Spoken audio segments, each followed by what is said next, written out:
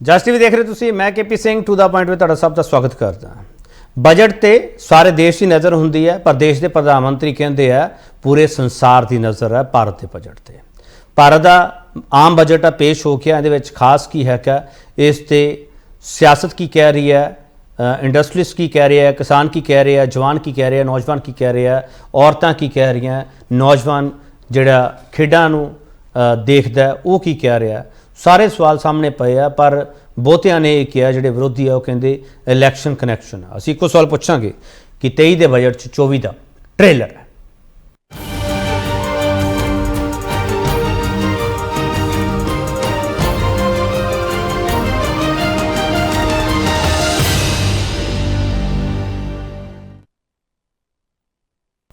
केंद्रीय खजाना मंत्री निर्मला सीतारमण हरा ने की कुछ खास किया, पहला सुन लीजिए। Now I come to what everyone is waiting for. Personal income tax. I have 5 major announcements to make in this regard. These primarily benefit our hard-working middle class. The first one concerns rebate. Currently, those with income up to 5 lakh do not pay any income tax in both old and new regimes. I propose to increase the rebate limit to 7 lakhs propose to reduce the number of basic customs duty rates on goods other than textiles and agriculture from 21 to 13. As a result, there are minor changes in the basic custom duties, cesses and surcharges on some items including toys, bicycle, automobiles and naphtha. Green growth. We are implementing many programs for green fuel, green energy, green farming, green mobility, green buildings and green equipment, and policies for efficient use of energy across various economic sectors. These green growth efforts help in reducing carbon intensity of the economy and provides for large-scale green job opportunities. Digital public infrastructure for agriculture. Digital public infrastructure for agriculture will be built as an open source, open standard and interoperable public good. This will enable inclusive farmer-centric solutions through relevant information services for crop planning and health, improved access to farm inputs, credit and insurance, help for crop estimation, market intelligence, and support for growth of agri-tech industry and startups. बड़ा सवाल जिहड़ा असीं पुछ रहे हैं, income tax slab च बदलाव नूं मास्टर स्ट्रोक दस्सण वाली मोदी सरकार दे दावे च किन्ना दम है। इस सवाल ते बहस होगी। पैनल जिहड़ा साडे नाल है उहदे बारे तुहानूं दसदे हां। मेजर RPS मल्होत्रा आम आदमी पार्टी स्पोक्सपर्सन है, सरकार दे इहदे ते की कमेंट है वो इन्हां नूं समझण दी कोशिश करांगे।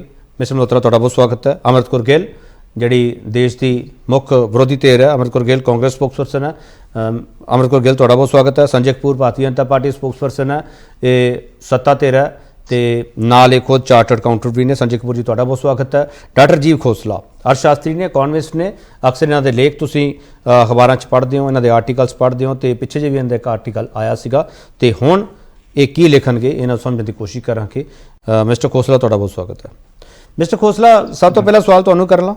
मिस्टर खोसला जी, सारी अपोजिशन ये कह रही है कि जिहड़ा इनकम टैक्स वाला ये मास्टर स्ट्रोक दसदे पे है, ये सारा केंद्रित 24 नूं है, इलैक्शन कनैक्शन दसदे पे है। मेरा सवाल बड़ा सीधा है doctor Rajiv Khosla, tax payer सीधे तौर पर देश विच किन्ने है ते क्यों ये सारे लोग कह रहे हैं कि इलैक्शन कनैक्शन है, 9 सूबे विच चोणां होणीआं, उस तो बाद लोक सभा चोणां भी आ रही हैं। डॉक्टर खोसला कि जी मैनू ये ना इलैक्शनां वाला जिहड़ा हिस्सा है वो घट नज़र आउंदा, इहदे च कन्फ्यूजन ज़्यादा नज़र आउंदी है सरकार दे। जिस तरीके दा ये जिहड़ा खास करके पक्ष नूं जदों असीं देखदे हैं, वैसे तो चार्टर्ड अकाउंटेंट साडे नाल ने कपूर साहब ये इस ते ज़्यादा रोशनी पा देणगे, पर जो हो सकदा मैं भी इहदे ते गलत होवां क्योंकि हजे बजट दे दस्तावेज पूरे तौर ते आउणे बाकी ने। पर जिद्दां लग रहा है KP जी, कन्फ्यूजन की जिहड़ी मैं गल कर रहे हैं ਇੱਕ ਪਾਸੇ ਸਰਕਾਰ ਸੇਵਿੰਗਸ ਜਿਹੜੀਆਂ ਨੇ ਉਹਨੂੰ ਪ੍ਰਮੋਟ ਕਰ ਰਹੀ ਹੈ, ਜਿੱਦਾਂ ਅਸੀਂ ਅੱਜ ਦੇਖਦੇ ਹਾਂ ਮਹਿਲਾਵਾਂ ਦੇ ਲਈ ਉਹਨਾਂ ਨੇ 2 ਲੱਖ ਰੁਪਏ ਦੀ ਸਕੀਮ ਘੜੀ ਹੈ। ਇਦਾਂ ਹੀ ਸੀਨੀਅਰ ਸਿਟੀਜ਼ਨਸ ਦੇ ਲਈ ਉਹਨਾਂ ਨੇ ਕਿਹਾ ਵੀ ਅਸੀਂ ਉਹਨਾਂ ਦੀ ਜਿਹੜਾ ਐਕਸਟੈਂਸ਼ਨ ਦਿੱਤੀ ਹੈ ਉਹਦੇ ਵਿੱਚ ਮੰਥਲੀ ਜਿਹੜੀ ਇਨਕਮ ਸਕੀਮ ਹੈ ਉਹਦੇ ਵਿੱਚ 4.5 ਲੱਖ ਤੋਂ 9 ਲੱਖ ਰੁਪਏ ਤੱਕ ਵਧਾਤਾ ਉਹਨੂੰ। ਇੱਕ ਪਾਸੇ ਤਾਂ ਅਸੀਂ ਸੇਵਿੰਗਸ ਨੂੰ ਪ੍ਰਮੋਟ ਕਰ ਰਹੇ ਹਾਂ, ਦੂਜੇ ਪਾਸੇ ਜਦੋਂ ਤੁਸੀਂ 올ਡ ਟੈਕਸ ਰਿਜੀਮ ਨੂੰ ਖਤਮ ਕਰ ਦਿੰਦੇ ਹੋ, ਜੇ 올ਡ ਟੈਕਸ ਰਿਜੀਮ ਖਤਮ ਹੋ ਜਾਂਦਾ ਉਹਦੇ ਚ 80C ਦੇ ਅੰਡਰ 1.5 ਲੱਖ ਰੁਪਏ ਤੱਕ ਦੀਆਂ ਸੇਵਿੰਗਸ ਹੁੰਦੀਆਂ ਸੀ, ਚਾਹੇ ਉਹ ਇੰਸ਼ੋਰੈਂਸ ਦੀਆਂ ਸਕੀਮਾਂ ਦੇ ਵਿੱਚ ਸੀਗੀਆਂ, ਚਾਹੇ ਉਹ ਪ੍ਰੋਵੀਡੈਂਟ ਫੰਡ ਦੇ ਵਿੱਚ ਸੀਗੀ, ਹੈਲਥ ਇੰਸ਼ੋਰੈਂਸ ਦੇ ਵਿੱਚ ਸੀਗੀ। ਇੱਕ ਪਾਸੇ ਤੁਸੀਂ ਸੇਵਿੰਗਸ ਵਧਾਉਂਦੇ ਹੋ, ਦੂਜੇ ਪਾਸੇ ਤੁਸੀਂ ਸੇਵਿੰਗਸ ਨੂੰ ਮਾਰਨ ਤੇ ਲੱਗੇ ਹੋਏ ਹੋ। ਮੈਨੂੰ ਤਾਂ ਇਹੀ ਨਹੀਂ ਗੱਲ ਸਮਝ ਆਈ ਵੀ ਇਹ ਕਿਹੜੇ ਪਾਸੇ ਲੈ ਕੇ ਜਾ ਰਹੇ ਆ ਬਜਟ ਦੇ ਵਿੱਚ, ਕਰ ਕੀ ਰਹੇ ਨੇ। ਫਿਰ ਤੁਸੀਂ ਜੇ ਉਹਨੂੰ ਖਤਮ ਕਰ ਲਿਆ ਤਾਂ ਤੁਹਾਨੂੰ 2 ਸਾਲ ਦੇ ਲਈ ਘੜਨ ਦੀ ਕੀ ਲੋੜ ਸੀਗੀ। ਮੈਨੂੰ ਇਹ ਚੀਜ਼ ਹੋ ਸਕਦਾ ਜੀ ਸਾਡੇ ਬੀਜੇਪੀ ਦੇ ਨੁਮਾਇੰਦੇ ਵੀ ਨੇ, ਚਾਰਟਰਡ ਅਕਾਊਂਟੈਂਟ ਵੀ ਨੇ, ਇਹ ਇਸ ਗੱਲ ਦੇ ਉੱਤੇ ਰੋਸ਼ਨੀ ਪਾ ਦੇਣ, ਪਰ ਮੈਨੂੰ ਇਹਦੇ ਚ ਕਨਫਿਊਜ਼ਨ ਨਜ਼ਰ ਆਈ ਹੈ। ਦੂਸਰੀ ਗੱਲ, ਤੁਸੀਂ ਇਹਨੂੰ ਕਿਹਾ ਵੀ ਇਹ ਜਿਹੜਾ ਚੋਣਾਂ ਦੇ ਮੱਦੇ ਨਜ਼ਰ ਹੈ, ਇਹ ਚੋਣਾਂ 2024 ਦੀਆਂ ਨਹੀਂ ਕੇਪੀ ਜੀ, 2023 ਦੇ ਵਿੱਚ ਜਿਹੜੀਆਂ ਨਾਰਥ ਈਸਟ ਦੀਆਂ ਚੋਣਾਂ ਨੇ ਉਹਦੇ ਵੱਲ ਨੂੰ ਫੋਕਸਡ ਹੈ ਬਜਟ। ਤੁਸੀਂ ਜੇ ਇਹਦੀ ਐਲੋਕੇਸ਼ਨਸ ਦੇਖਦੇ ਹੋ ਵੀ ਜਿਹੜੀ ਵੰਡ ਹੋਈ ਹੈ, ਉਹ ਵੰਡ ਜਿਹੜੀ ਹੈ ਬਹੁਤ ਮੋٹے ਹੈਡਸ ਦੇ ਵਿੱਚੋਂ ਕੱਢ ਕੇ ਨਾਰਥ ਈਸਟ ਵੱਲ ਨੂੰ ਪਾਤਾ। ਫੂਡ ਸਬਸਿਡੀ ਘਟਾਈ ਗਈ ਹੈ, ਇਹਦੇ ਵਿੱਚ ਪੈਟਰੋਲੀਅਮ ਸਬਸਿਡੀ ਘਟਾਈ ਗਈ ਹੈ। ਇਹ ਜਿਹੜਾ ਵੰਡ ਹੈ ਇਹ ਨਾਰਥ ਈਸਟ ਵਾਲੀਆਂ ਜਿਹੜੀਆਂ ਇਲੈਕਸ਼ਨਾਂ ਨੇ ਉਹਦੇ ਵੱਲ ਨੂੰ ਕਿਤੇ ਨਾ ਕਿਤੇ ਜਾਂਦਾ। ਡਾਕਟਰ ਖੋਸਲਾ, ਮੈਂ ਤੁਹਾਡੀ ਗੱਲ ਮੰਨ ਕੇ ਅੱਗੇ ਤੁਰਦਾ ਕਿ 9 ਸੂਬਿਆਂ ਦੀਆਂ ਜਿਹੜੀਆਂ ਚੋਣਾਂ ਨਾਰਥ ਈਸਟ ਦਾ ਜਿਹੜਾ ਤੁਸੀਂ ਕਨੈਕਸ਼ਨ ਬਣਾਇਆ, ਮੇਰਾ ਸਵਾਲ ਬੜਾ ਸਿੱਧਾ ਸਰ, ਸਿੱਧੇ ਤੌਰ ਤੇ ਟੈਕਸ ਪੇਅਰ ਕਿੰਨੇ ਆ ਦੇਸ਼ ਦੇ ਵਿੱਚ? ਤਕਰੀਬਨ 7 ਕਰੋੜ ਕਿ ਗਿਣਤੀ ਘੱਟ ਵੱਧ ਹੈ? 7 ਕਰੋੜ ਫਾਈਲ ਕਰਨ ਵਾਲੇ ਆ, ਟੈਕਸ ਰਿਟਰਨਸ ਦੇਣ ਵਾਲੇ ਆ, ਜਿਹੜੇ ਅਸਲ ਟੈਕਸ ਦਿੰਦੇ ਨੇ ਉਹ ਇਸ ਤੋਂ ਘੱਟ ਨੇ ਜੀ, ਤਕਰੀਬਨ 4 ਕਰੋੜ ਹੈ। ਉਹ ਕਹਿੰਦੇ, ਸਰਕਾਰ ਕਹਿੰਦੀ ਐਤਕੀ ਗਿਣਤੀ ਵਧੀ ਹੈ। ਮਿਸਟਰ ਖੋਸਲਾ, ਮੈਂ ਤਾਂ ਇਹ ਜਾਨਣਾ ਚਾਹੁੰਦਾ ਜਿਹੜੇ ਟੈਕਸ ਪੇਅਰ ਵਾਲਾ ਇਹ ਦਾ ਕਹਿ ਰਿਹਾ ਹੈ, ਉਹ ਦਾ ਤੁਹਾਨੂੰ ਲੱਗਦਾ ਕਿ ਪੂਰੇ ਦੇਸ਼ ਵਿੱਚ ਕੰਮ ਕਰੂਗਾ? ਟੈਕਸ ਤਾਂ ਸਾਰੇ ਪੇ ਕਰਦੇ ਆ, ਜਿਹੜਾ ਸਵੇਰੇ ਮਾਚਸ ਦੀ ਤੀਲੀ ਬਾਲਦਾ ਸਰ ਉੱਥੋਂ ਟੈਕਸ ਸ਼ੁਰੂ ਹੋ ਜਾਂਦਾ। ਖੋਸਲਾ ਸਾਹਿਬ, ਅਸੀਂ ਸਿਰਫ ਉਹਨਾਂ ਨੂੰ ਟੈਕਸ ਪੇਅਰ ਮੰਨਣ ਲੱਗ ਪੈਂਦੇ ਆ ਜਿਹੜੇ ਸਰਕਾਰ ਦੇ ਖਜ਼ਾਨੇ ਵਿੱਚ ਕਾਗਜ਼ ਲੈ ਕੇ ਆਉਂਦੇ ਆ, ਉਦੋਂ ਬਾਅਦ ਖਜ਼ਾਨਾ ਕਹਿੰਦੇ ਭਰਤਾ ਜੀ ਇਹਨਾਂ ਨੇ। ਖੋਸਲਾ ਸਾਹਿਬ, ਠੀਕ ਹੈ ਜੀ, ਬਿਲਕੁਲ ਠੀਕ ਹੈ ਤੁਹਾਡੀ ਗੱਲ। ਜਿਹੜਾ ਇਨਕਮ ਟੈਕਸ ਹੈ, ਅਸੀਂ ਸਿਰਫ ਇਨਕਮ ਟੈਕਸ ਦੀ ਗੱਲ ਕਰ ਰਹੇ ਹਾਂ। ਇਹਦੇ ਵਿੱਚ ਜਿਹੜਾ ਇਨਡਾਇਰੈਕਟ ਟੈਕਸ ਹੈ, ਜਿਹੜੀ ਤੁਸੀਂ ਗੱਲ ਕੀਤੀ ਹੈ, ਉਹ ਤਾਂ ਮਾਂ ਦੇ ਢਿੱਡ ਦੇ ਵਿੱਚ ਜਦੋਂ ਨਿਆਣਾ ਹੁੰਦਾ, ਜਦੋਂ ਦਵਾਈਆਂ ਲੈਂਦੀ, ਉਹਨਾਂ ਦਵਾਈਆਂ ਦੇ ਉੱਤੇ ਟੈਕਸ ਲੱਗਣਾ ਸ਼ੁਰੂ ਹੋ ਜਾਂਦਾ। ਉੱਥੋਂ ਲੈ ਕੇ ਜਦੋਂ ਤੱਕ ਅਸੀਂ ਮੜੀਆਂ ਦੇ ਵਿੱਚ ਨਹੀਂ ਜਾਂਦੇ, ਜਿੱਥੇ ਜਾ ਕੇ ਸਾਨੂੰ ਜਿਹੜਾ ਘਿਓ ਤੇ ਜਿਹੜੇ ਸਮੱਗਰੀ ਜਿਹੜੀ ਉੱਥੇ ਲਾਣੀ ਪੈਂਦੀ ਹੈ, ਉਹਦੇ ਉੱਤੇ ਵੀ ਟੈਕਸ ਲੱਗਦਾ, ਉੱਥੇ ਤੱਕ ਟੈਕਸ ਲੱਗਦੇ, ਉਹ ਇਨਡਾਇਰੈਕਟ ਟੈਕਸਸ ਨੇ। ਸਰਕਾਰ ਦੇ ਕੋਲ ਇਸ ਵੇਲੇ ਸਮੱਸਿਆ ਰਹੀ ਹੈ, ਇਹਨਾਂ ਨੂੰ ਨਹੀਂ ਸਮਝ ਆਇਆ ਵੀ ਅਸੀਂ ਕਿਹੜੇ ਪਾਸੇ ਕੀ ਗੱਲ ਕਰ ਰਹੇ ਹਾਂ।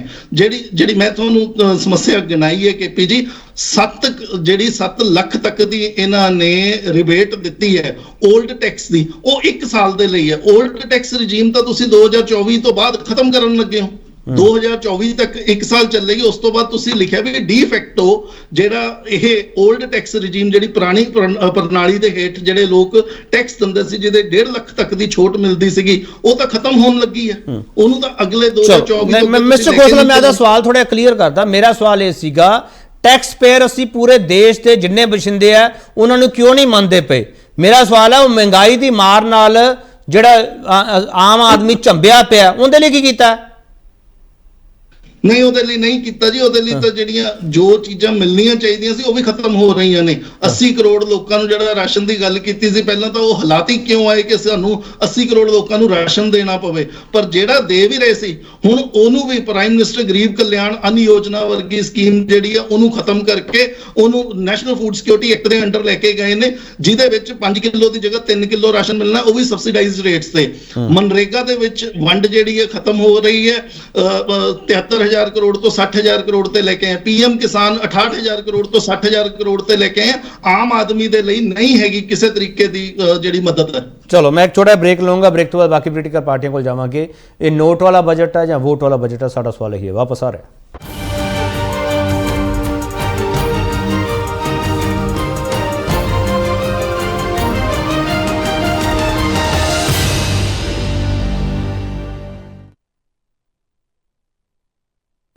ਬ੍ਰੇਕ ਤੋਂ ਬਾਅਦ ਤੁਹਾਡਾ ਸਵਾਗਤ ਹੈ। ਤੇ ਵੱਡਾ ਸਵਾਲ ਤੁਹਾਡੇ ਸਾਹਮਣੇ ਪਿਆ, ਇਨਕਮ ਟੈਕਸ ਸਲੈਬ 'ਚ ਬਦਲਾਅ ਨੂੰ ਮਾਸਟਰ ਸਟ੍ਰੋਕ ਦੱਸਣ ਵਾਲੀ ਮੋਦੀ ਸਰਕਾਰ ਦੇ ਦਾਅਵੇ 'ਚ ਕਿੰਨਾ ਦਮ? ਸੰਜੇ ਕਪੂਰ ਜੀ, ਤੁਸੀਂ ਤਾਂ ਅਰਥ ਸ਼ਾਸਤਰੀ ਦਾ ਜਿਹੜਾ ਸਾਰਾ ਪਹਾੜਾ ਹੁੰਦਾ ਤੁਹਾਨੂੰ ਚੰਗੀ ਤਰ੍ਹਾਂ ਪਤਾ। ਸੰਜੇ ਕਪੂਰ ਜੀ, ਮੇਰਾ ਬੜਾ ਸਿੱਧਾ ਸਵਾਲ ਹੈ, ਜਦੋਂ ਦੇਸ਼ ਦੀ ਅਰਥ ਵਿਵਸਥਾ ਦੇ ਵਿਚਾਲੇ ਵਿਰੋਧੀਆਂ ਨੂੰ ਜਵਾਬ ਦੇਣਾ ਹੁੰਦਾ ਤੇ ਉਦੋਂ ਸਰਕਾਰ ਇਹ ਪਲਾਨ ਕਰਦੀ ਹੈ ਕਿ ਆਮ ਆਦਮੀ ਦੀ ਪਰਚੇਜ਼ਿੰਗ ਪਾਵਰ ਵਧੇ। ਕੀ ਇਸ ਬਜਟ ਦੇ ਨਾਲ ਆਮ ਆਦਮੀ ਦੀ ਪਰਚੇਜ਼ਿੰਗ ਪਾਵਰ ਵਧੇਗੀ mister Kapoor? AP definitely Aam Aadmi ਦੀ ਪਰਚੇਜ਼ਿੰਗ ਪਾਵਰ ਇਹਦੇ ਨਾਲ ਵਧੇਗੀ। ਭੁਪਿੰਦਰ ਇੱਕ ਮਿੰਟ ਅਮਰਤ ਜੀ ਭੁਪਿੰਦਰ ਨੂੰ ਬਾਅਦ ਚ ਆਵਾਜ਼ ਮਾਰ ਲਿਓ। ਹਾਂਜੀ ਸੰਜੇ ਜੀ ਬੋਲੋ। ਖੋਸਲਾ ਸਾਹਿਬ ਨੇ ਜਿਹੜਾ 올ਡ ਤੇ ਨਿਊ ਰਜੀਮ ਦਾ ਟੈਕਸੇਸ਼ਨ ਦਾ ਕਿ ਗਵਰਨਮੈਂਟ ਇੱਕ ਪਾਸੇ ਸੇਵਿੰਗ ਨੂੰ ਵਧਾਉਂਦੀ ਪਈ ਹੈ, ਇੱਕ ਪਾਸੇ ਸੇਵਿੰਗ ਨੂੰ ਡਿਸਕਰੇਜ ਕਰਦੀ ਪਈ ਹੈ। ਖੋਸਲਾ ਸਾਹਿਬ ਦੀ ਜਾਣਕਾਰੀ ਚ ਹੀ ਹੋਏਗਾ ਕਿ ਜਿਹੜਾ ਨਿਊ ਟੈਕਸ ਰਜੀਮ ਸੀ ਇਹ ਲਾਸਟ ਈਅਰ ਗਵਰਨਮੈਂਟ ਨੇ ਇੰਟਰੋਡਿਊਸ ਕੀਤਾ ਹੈਗਾ ਸੀ। ਉਹਦੇ ਵਿੱਚ ਇਹਨਾਂ ਨੇ ਜਿਹੜੀ ਰਿਬੇਟ ਦੀ ਜਿਹੜੀ ਲਿਮਿਟ ਹੈ ਉਹਨੂੰ ਵਧਾ ਕੇ ਇਹਨਾਂ ਨੇ 7 ਲੱਖ ਕਰ ਦਿੱਤਾ ਹੈਗਾ ਵਾ। ਬਟ ਇੱਕ ਗੱਲ ਖੋਸਲਾ ਸਾਹਿਬ ਇਹਦੇ ਨਾਲ ਧਿਆਨ ਰੱਖਣੀ ਪਏਗੀ ਕਿ ਜਿਹੜਾ 올ਡ ਰਜੀਮ ਹੈ ਨਾ ਉਹ ਹਲੇ ਡਿਸਕੰਟੀਨਿਊ ਗਵਰਨਮੈਂਟ ਨੇ ਨਹੀਂ ਕੀਤਾ, ਬਟ ਉਹ regime as a default option ਹਮੇਸ਼ਾ ਹਲੇ ਵੀ ਚੱਲੇਗਾ ਨਾਲ। ਜੇ ਬੰਦਾ ਕੋਈ ਨਿਊ ਰਜੀਮ ਚ ਇਨਕਮ ਟੈਕਸ ਰਿਟਰਨ ਫਾਈਲ ਨਹੀਂ ਕਰਨਾ ਚਾਹੁੰਦਾ, ਉਹ ਆਪਣੀ ਡਿਫਾਲਟ ਆਪਸ਼ਨ ਨੂੰ ਯੂਜ਼ ਕਰਕੇ 올ਡ ਰਜੀਮ ਦੇ ਵਿੱਚ ਇਨਕਮ ਟੈਕਸ ਰਿਟਰਨ ਫਾਈਲ ਕਰ ਸਕਦਾ ਹੈਗਾ ਵਾ। ਉਹਦੇ ਵਿੱਚ ਉਹ ਸਲੈਬ 5 ਲੱਖ ਰੁਪਏ ਤੱਕ ਹੀ ਗਏ। ਉਹਦੇ ਬਾਅਦ ਉਹ ਸੰਜੇ ਕਪੂਰ ਜੀ ਉਹਦੇ ਲਈ ਵੱਖਰਾ ਫਾਰਮ ਫਿਲ ਕਰਨਾ ਪਊਗਾ ਹੁਣ? ਨਹੀਂ, ਉਹ ਫਾਰਮ ਤੇ ਦੋਨਾਂ ਦੇ ਪਹਿਲੇ ਵੀ ਡਿਫਰੈਂਟ ਹੀ ਗਏ ਸੀ, ਅਲੱਗ-ਅਲੱਗ ਹੀ ਫਾਰਮ ਹੈਗੇ ਸੀ, ਉਹ ਅਲੱਗ-ਅਲੱਗ ਹੀ ਫਾਰਮ ਰਹਿਣਗੇ। ਪਰ ਉਹ ਅਵੇਲੇਬਲ ਹੈਗਾ ਅਸੈਸੀ ਕੋਲ ਅੱਜ ਦੀ ਡੇਟ ਦੇ ਵਿੱਚ ਵੀ। ਤੁਸੀਂ ਸੰਜੇ ਜੀ ਸ਼ਰਤਾਂ ਹੀ ਇਹੋ ਜਿਹੀਆਂ ਲਾਤੀਆਂ ਹੁਣ ਜਿਹੜਾ ਵੱਧ ਸੈਲਰੀ ਵਾਲਾ ਬੰਦਾ ਹੈ ਉਹਨੂੰ ਤਾਂ ਆਪਣੇ ਆਪ ਨਿਊ ਰਜੀਮ ਵਿੱਚ ਜਾਣਾ ਹੀ ਪੈਣਾ। ਸੰਜੇ ਕਪੂਰ ਜੀ ਨਹੀਂ, ਇਹ ਮੈਂਡੇਟਰੀ ਨਹੀਂ ਹੈਗਾ, ਇਹ ਆਪਸ਼ਨਲ ਹੈਗਾ ਕੇਪੀ ਜੀ, ਕੋਈ ਜ਼ਰੂਰੀ ਨਹੀਂ ਹੈ। ਨਹੀਂ, ਮੈਂ ਮੰਨ ਕੇ ਚੱਲਦਾ ਆਪਸ਼ਨਲ ਹੈ ਸੰਜੇ ਕਪੂਰ ਜੀ, ਇਹ ਤਰੀਕਾ ਹੀ ਹੁੰਦਾ ਨਾ 올ਡ ਰਜੀਮ ਵਿੱਚੋਂ ਕੱਢਣਾ ਨਿਊ ਰਜੀਮ ਵਿੱਚ ਪਾਉਣਾ, ਹੌਲੀ ਉਹਨੂੰ ਖਤਮ ਕਰ ਦੇਣਾ, ਇਹਦਾ ਤਰੀਕਾ ਹੁੰਦਾ ਹੈ ਸੰਜੇ ਕਪੂਰ ਜੀ। ਦੇਖੋ ਰੀਜ਼ਨ ਹੈਗਾ ਵੈ ਕਿ ਗਵਰਨਮੈਂਟ ਇੱਕ ਬੇਸਿਕਲੀ ਜਾ ਕੇ। ਹਾਂਜੀ ਸੰਜੇ ਜੀ ਮੇਰੀ ਆਵਾਜ਼ ਆ ਰਹੀ ਹੈ? ਆ ਰਹੀ ਬੋਲੋ ਸੰਜੇ ਜੀ। ਗਵਰਨਮੈਂਟ ਬੇਸਿਕਲੀ ਨਿਊ ਰਜੀਮ ਨੂੰ ਲਾਸਟ ਈਅਰ ਲੈ ਕੇ ਆਈ ਸੀ। ਗਵਰਨਮੈਂਟ ਨਿਊ ਰਜੀਮ ਨੂੰ ਪ੍ਰਮੋਟ ਕਰਨਾ ਚਾਹੁੰਦੀ ਹੈ, ਗਵਰਨਮੈਂਟ ਸੇਵਿੰਗ ਦੀ ਡਿਡਕਸ਼ਨ ਨੂੰ ਕੱਟ ਕਰਨਾ ਚਾਹੁੰਦੀ ਹੈ, ਇਸ ਲਈ ਉਹ ਨਵਾਂ ਰਜੀਮ ਲੈ ਕੇ ਆਈ ਸੀ। ਇਹ ਤੇ ਇੱਕ ਫੈਕਚੁਅਲ ਗੱਲ ਹੈ। ਪਰ ਗਵਰਨਮੈਂਟ ਨੇ ਇਮੀਡੀਏਟਲੀ ਅਸੈਸਿਸ ਤੇ ਥੋਪਣ ਦੀ ਕੋਸ਼ਿਸ਼ ਨਹੀਂ ਕੀਤੀ। ਉਹਨਾਂ ਨੇ 올ਡ ਰਜੀਮ ਦਾ ਐਡਵਾਂਟੇਜ ਨਾਲ ਦੇ ਨਾਲ ਅਸੈਸਿਸ ਨੂੰ ਦਿੱਤਾ ਹੈ। ਉਹਨਾਂ ਦੀ ਚੁਆਇਸ ਹੈਗੀ ਹੈ ਕਿ ਉਹ 올ਡ ਰਜੀਮ ਦੇ ਵਿੱਚ ਰਹਿਣਾ ਚਾਹਣ ਜਾਂ ਨਿਊ ਰਜੀਮ ਦੇ ਵਿੱਚ ਰਹਿਣਾ ਚਾਹਣ। ਜੇ ਉਹ 올ਡ ਰਜੀਮ 'ਚ ਰਹਿੰਦੇ ਹੈ ਤੇ ਉਹਨਾਂ ਨੂੰ 80C ਦੀ ਜਿਹੜੀ ਡਿਡਕਸ਼ਨਸ ਹੈਗੀਆਂ, ਜਿਹੜੀ ਅੰਡਰ ਸੈਕਸ਼ਨ 80D ਐਗਜ਼ੰਪਸ਼ਨਸ ਮਿਲਣੀ ਹੈ, ਔਰ ਸਾਰੀਆਂ ਆਲਰੇਡੀ ਉਹਨਾਂ ਨੂੰ ਮਿਲਣਗੀਆਂ। ਬਟ ਜੇ ਉਹ ਨਵਾਂ ਰਜੀਮ ਅਡਾਪਟ ਕਰ ਲੈਂਦੇ ਹੈਗੇ ਆ, ਉਹਦੇ 'ਚ ਉਹਨਾਂ ਨੂੰ ਡਿਡਕਸ਼ਨ ਨਹੀਂ ਮਿਲਣਗੀਆਂ, ਉਹਦੇ 'ਚ ਉਹਨਾਂ ਨੂੰ 7 ਲੱਖ ਰੁਪਏ ਦੀ ਟੈਕਸ ਰਿਬੇਟ ਮਿਲ ਜਾਏਗੀ। ਮੈਨੂੰ ਲੱਗਦਾ ਕਿ ਇਹ ਤੇ ਲੋਕਾਂ ਨੇ ਡਿਸਾਈਡ ਕਰਨਾ ਹੈ ਕਿ 올ਡ ਰਜੀਮ 'ਚ ਰਹਿਣਾ ਹੈ ਕਿ ਨਵੇਂ ਰਜੀਮ 'ਚ ਜਾਣਾ ਹੈ। ਗਵਰਨਮੈਂਟ ਨੇ ਕਿਸੇ ਤੇ ਫੋਰਸ ਨਹੀਂ ਕੀਤਾ ਉਹਨੂੰ। ਠੀਕ ਹੈ। ਹਾਂ ਮਿਸਟਰ ਖੋਸਲਾ, ਦੇਖੋ ਕਪੂਰ ਸਾਹਿਬ, ਮੈਂ ਤੁਹਾਨੂੰ ਜਿਹੜਾ ਪੂਰੇ ਤਰੀਕੇ ਦੇ ਨਾਲ ਐਡਰੈਸ ਕਰ ਰਿਹਾ ਇਸ ਚੀਜ਼ ਦੇ ਵਿੱਚ। ਜਿਹੜੀ ਸਮਾਲ ਸੇਵਿੰਗਸ ਹੁੰਦੀਆਂ ਨੇ ਸਕੀਮਸ, ਚਾਹੇ ਉਹ 80C ਦੇ ਵਿੱਚ, 80G ਦੇ ਵਿੱਚ, 80D ਦੇ ਵਿੱਚ, ਜਿਹੜੇ ਵੀ ਸੈਕਸ਼ਨ ਦੇ ਅੰਡਰ ਉਹ ਅਸੀਂ ਲੈ ਕੇ ਜਾ ਰਹੇ ਨੇ, ਇਹ ਇੱਕ ਜਗ੍ਹਾ ਜਿਹੜਾ ਪ੍ਰੋਵੀਡੈਂਟ ਫੰਡ ਦਾ ਪੈਸਾ ਹੈ, ਬੜੇ ਮੋਟੇ ਜਿਹੇ ਤੌਰ ਤੇ ਆਪਾਂ ਗੱਲ ਕਰੀਏ, ਜਿਹੜਾ ਅਸੀਂ PPF ਆਪ ਕਟਾਉਣੇ ਹੈ, ਇਹ ਪੈਸਾ ਜਿਹੜਾ ਹੈ ਇੱਕ ਜਗ੍ਹਾ ਤੇ ਜਾ ਕੇ ਕੰਸੋਲੀਡੇਟ ਹੁੰਦਾ, ਪੈਸਾ ਫੰਡ ਦੇ ਵਿੱਚ ਜਾਂਦਾ ਹੈ। ਇਸ ਫੰਡ ਦੇ ਵਿੱਚੋਂ ਜੇ ਤੁਸੀਂ ਅੱਜ ਵੀ ਬਜਟ ਦੀ ਪੜਚੋਲ ਕਰੋਗੇ, ਅੱਜ ਦੇ ਬਜਟ ਦੀ, ਤਾਂ ਯੂ ਵਿਲ ਫਾਈਂਡ ਕਿ ਸਰਕਾਰ ਇਹਦੇ ਚੋਂ 5 ਲੱਖ ਕਰੋੜ ਰੁਪਈਆ ਲੈ ਰਹੀ ਹੈ, ਕਿਉਂਕਿ ਬੋਰੋਇੰਗਸ ਵਿਆਜ ਦੀ ਦਰ ਜਿਹੜੀ ਹੈ ਵੱਧ ਹੈ, ਸਰਕਾਰ ਇਹਦੇ ਚੋਂ 5 ਲੱਖ ਕਰੋੜ ਰੁਪਈਆ ਲੈ ਰਹੀ ਹੈ। ਕੱਲ ਨੂੰ ਜਦੋਂ ਇਹ ਨਹੀਂ ਹੋਏਗਾ ਕਪੂਰ ਸਾਹਿਬ, ਕੱਲ ਨੂੰ ਜੇ ਅਸੀਂ ਇਹ ਮੰਨਨੇ 80C ਖਤਮ ਹੋ ਜਾਂਦੀ ਹੈ, 올ਡ ਟੈਕਸ ਰਜੀਮ ਖਤਮ ਹੋ ਜਾਂਦਾ ਹੈ, ਜੇ ਇਹ ਸਮਾਲ ਸੇਵਿੰਗ ਸਕੀਮਸ ਨਹੀਂ ਹੋਣਗੀਆਂ ਤਾਂ ਸਰਕਾਰ ਦੇ ਕੋਲ ਕੀ ਆਪਸ਼ਨ ਰਹਿ ਜਾਏਗੀ? ਬਾਹਰੋਂ ਦੀ ਐਕਸਟਰਨਲ ਡੈਟ ਲੈਣਾ। ਬਾਹਰੋਂ ਦੀ ਜੇ ਤੁਸੀਂ ਡੈਟ ਲਓਗੇ, ਤੁਹਾਡਾ ਹਾਲ ਪਾਕਿਸਤਾਨ ਜਾਂ ਨੇਪਾਲ ਵਾਲਾ ਜਾਂ ਸ਼੍ਰੀਲੰਕਾ ਵਾਲਾ ਹੋਏਗਾ। ਉਸ ਤੋਂ ਅੱਛੇ ਹਾਲਾਤ ਨਹੀਂ ਹੋ ਸਕਦੇ ਇੰਡੀਆ ਦੇ। ਖੋਸਲਾ ਜੀ, ਮੈਂ ਇੱਕ ਪੁਆਇੰਟ ਇਹਦੇ ਤੇ ਕਲੈਰੀਫਾਈ ਕਰਨਾ ਚਾਹੁੰਦਾ ਪਿਆ ਵਾਂ ਕਿ PPF ਨਾ ਤੇ ਖਤਮ ਹੋ ਰਿਹਾ ਹੈ, ਨਾ ਹੀ ਗਵਰਨਮੈਂਟ ਦੀ ਕੋਈ ਇੰਟੈਂਸ਼ਨ ਹੈਗੀ ਹੈ ਕਿ PPF ਨੂੰ ਖਤਮ ਕਰਨਾ ਹੈਗਾ ਵਾ। ਲੋਕ PPF ਨੂੰ as a future security investment ਵੀ ਦੇਖਦੇ ਹੈਗੇ ਆ। ਇਹ ਕੋਈ ਜ਼ਰੂਰੀ ਨਹੀਂ ਕਿ ਲੋਕ PPF 'ਚ ਪੈਸਾ ਇਸ ਲਈ ਪਾਉਂਦੇ ਹੈਗੇ ਆ ਕਿ ਉਹਨਾਂ ਨੇ 80C ਦੀ ਡਿਡਕਸ਼ਨ ਲੈਣੀ ਹੈ। ਆਪਣੀ ਸੇਵਿੰਗ ਦੇ ਤਰੀਕੇ ਦੇ ਨਾਲ ਔਰ higher rate of interest. Sanjay ji ਮੈਨੂੰ ਇੱਕ ਸਵਾਲ ਦਾ ਜਵਾਬ ਦੇ ਦਿਓ, ਮੈਂ ਫਿਰ ਤੋਂ ਪੁੱਛ ਰਿਹਾ, ਉਸ ਤੋਂ ਬਾਅਦ ਮੈਂ ਬਾਕੀ ਮਹਿਮਾਨਾਂ ਕੋਲ ਜਾਣਾ ਹੈ। ਆਮ ਆਦਮੀ ਦੀ ਪਰਚੇਜ਼ਿੰਗ ਪਾਵਰ ਕਿਵੇਂ ਵੱਧ ਜੂਗੀ ਸਰ ਇਸ ਬਜਟ ਦੇ ਨਾਲ? ਮੈਨੂੰ ਸਮਝਾ ਦਿਓ ਪਲੀਜ਼। ਦੇਖੋ, ਡੈਫੀਨੇਟਲੀ ਜਦੋਂ ਤੁਹਾਨੂੰ ਟੈਕਸ ਘੱਟ ਪੈਂਦਾ ਪਿਆ ਹੈਗਾ ਵੈ, ਤੁਹਾਡੀ ਜਿਹੜੀ ਸਲੈਬਸ ਹੈਗੀਆਂ ਉਹ ਵੱਧ ਗਈਆਂ ਹੈਗੀਆਂ, ਤੇ ਪੈਸਾ ਜਿਹੜਾ ਐਡੀਸ਼ਨਲ ਲੋਕਾਂ ਦੇ ਹੱਥ ਦੇ ਵਿੱਚ ਆਏਗਾ ਉਸ ਚੀਜ਼ ਦਾ ਐਡਵਾਂਟੇਜ ਲੋਕਾਂ ਨੂੰ ਰਹੇਗਾ। ਸੰਜੇ ਕਪੂਰ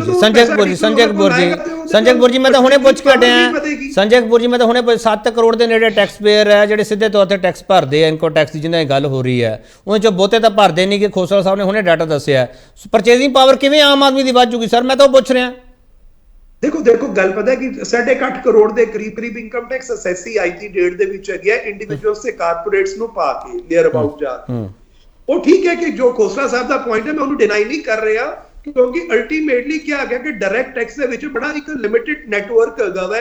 ਜ਼ਿਆਦਾਤਰ ਲੋਕ ਤੇ ਇਨਡਾਇਰੈਕਟ ਟੈਕਸ ਦੇ ਦਾਇਰੇ ਦੇ ਵਿੱਚ ਹੀ ਆਉਂਦੇ ਆ, ਉਹਦਾ ਇੰਨਾ ਇੰਪੈਕਟ ਨਹੀਂ ਆਏਗਾ। ਬਟ ਵਰਚੁਅਲੀ ਕੀ ਹੈਗਾ ਵਾ ਕਿ ਜਿਹੜੀ ਮਿਡਲ ਕਲਾਸ ਹੈਗੀ ਹੈ, ਜਿਹੜੀ ਕਾਫੀ ਟਾਈਮ ਤੋਂ ਉਹਨਾਂ ਨੂੰ ਲੱਗ ਰਿਹਾ ਸੀ ਕਿ ਉਹ ਹਿੱਟ ਹੋ ਰਹੀ ਹੈ, ਉਹਨਾਂ ਨੂੰ ਇਸ ਬਜਟ ਦੇ ਵਿੱਚ ਇੱਕ ਬਹੁਤ ਬੇਸਿਕਲੀ ਰਿਲੀਫ ਮਿਲਿਆ। ਚਲੋ ਠੀਕ ਹੈ ਮੈਨੂੰ ਚੰਗਾ ਲੱਗਾ ਸੰਜੇ ਕਪੂਰ ਜੀ, ਸੀਏ ਵਾਲਾ ਦਿਲ ਤੁਹਾਡਾ ਥੋੜਾ ਜਿਹਾ ਜਾਗਿਆ, ਤੁਸੀਂ ਐਡਮਿਟ ਵੀ ਕੀਤਾ ਕੁਝ। ਮਿਸਟਰ ਮਲਹੋਤਰਾ ਮੁੱਖ ਮੰਤਰੀ ਸਾਹਿਬ ਨੇ ਇਹ ਕੋ ਕਹਿਤਾ ਕਿ ਪੰਜਾਬ ਨੂੰ ਧਿਆਨ ਹੀ ਦਿੱਤਾ ਗਿਆ, ਪੰਜਾਬ ਵੱਲ ਫੋਕਸ ਹੀ ਨਹੀਂ ਹੋਇਆਗਾ। ਮਿਸਟਰ ਮਲਹੋਤਰਾ ਕਿ ਤੁਹਾਨੂੰ ਇਹ ਜ਼ਰੂਰੀ ਸੀਗਾ ਕਹਿਣਾ, ਤੁਸੀਂ ਵਿਰੋਧੀ ਧਿਰ ਵਿੱਚ ਬੈਠੇ ਹੋ ਵੀ ਇਹ ਕਹਿ ਦਈਏ ਲਾਈਨ ਬੜੀ ਸੂਟ ਕਰੋਗੀ?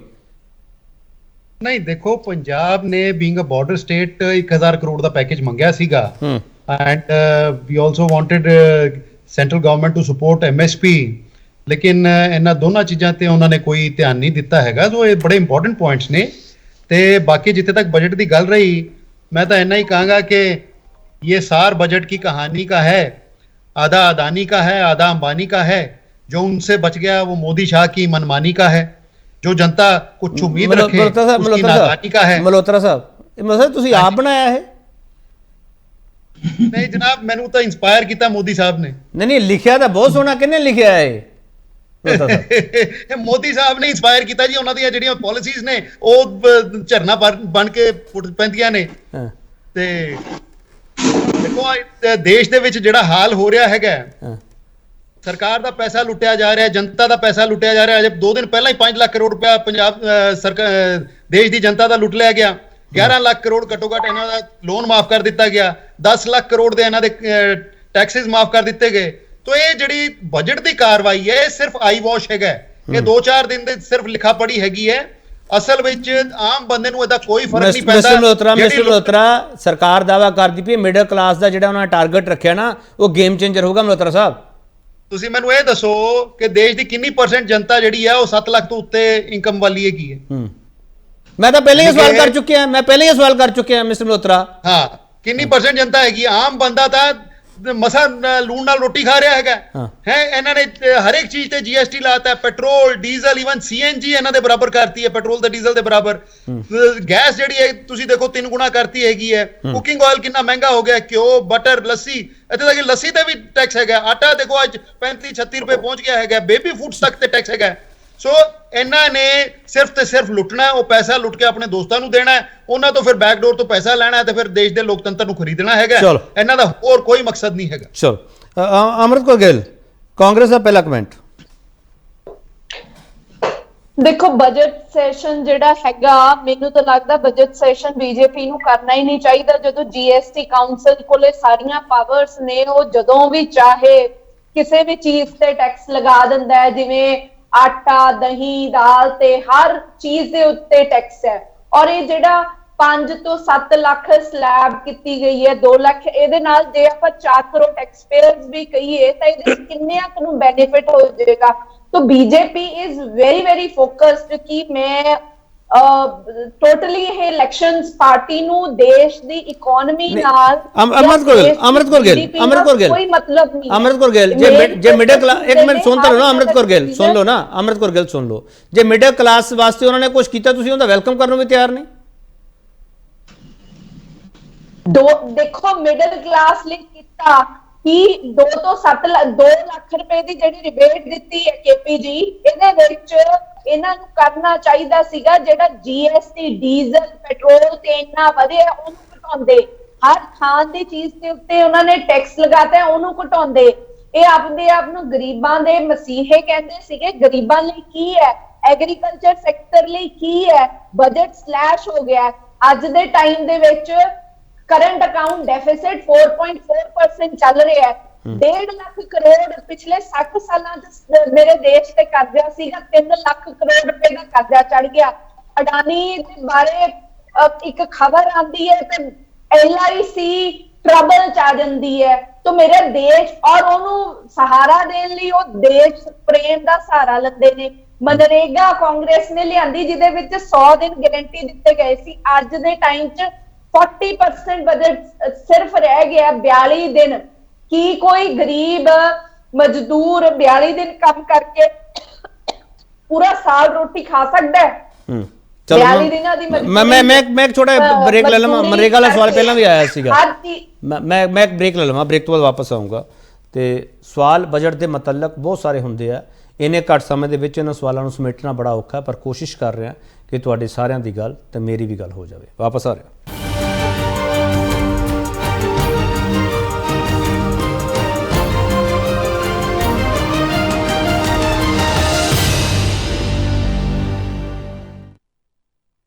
ਮੁੜ ਤੋਂ ਤੁਹਾਡਾ ਸਵਾਗਤ ਕਰਦੇ ਹਾਂ। ਤੇ ਵੱਡਾ ਸਵਾਲ ਤੁਹਾਡੇ ਸਾਹਮਣੇ ਪਿਆ, ਇਨਕਮ ਟੈਕਸ ਸਲੈਬ 'ਚ ਬਦਲਾਅ ਨੂੰ ਮਾਸਟਰ ਸਟ੍ਰੋਕ ਦੱਸਣ ਵਾਲੀ ਮੋਦੀ ਸਰਕਾਰ ਦੇ ਦਾਅਵੇ 'ਚ ਕਿੰਨਾ ਦਮ?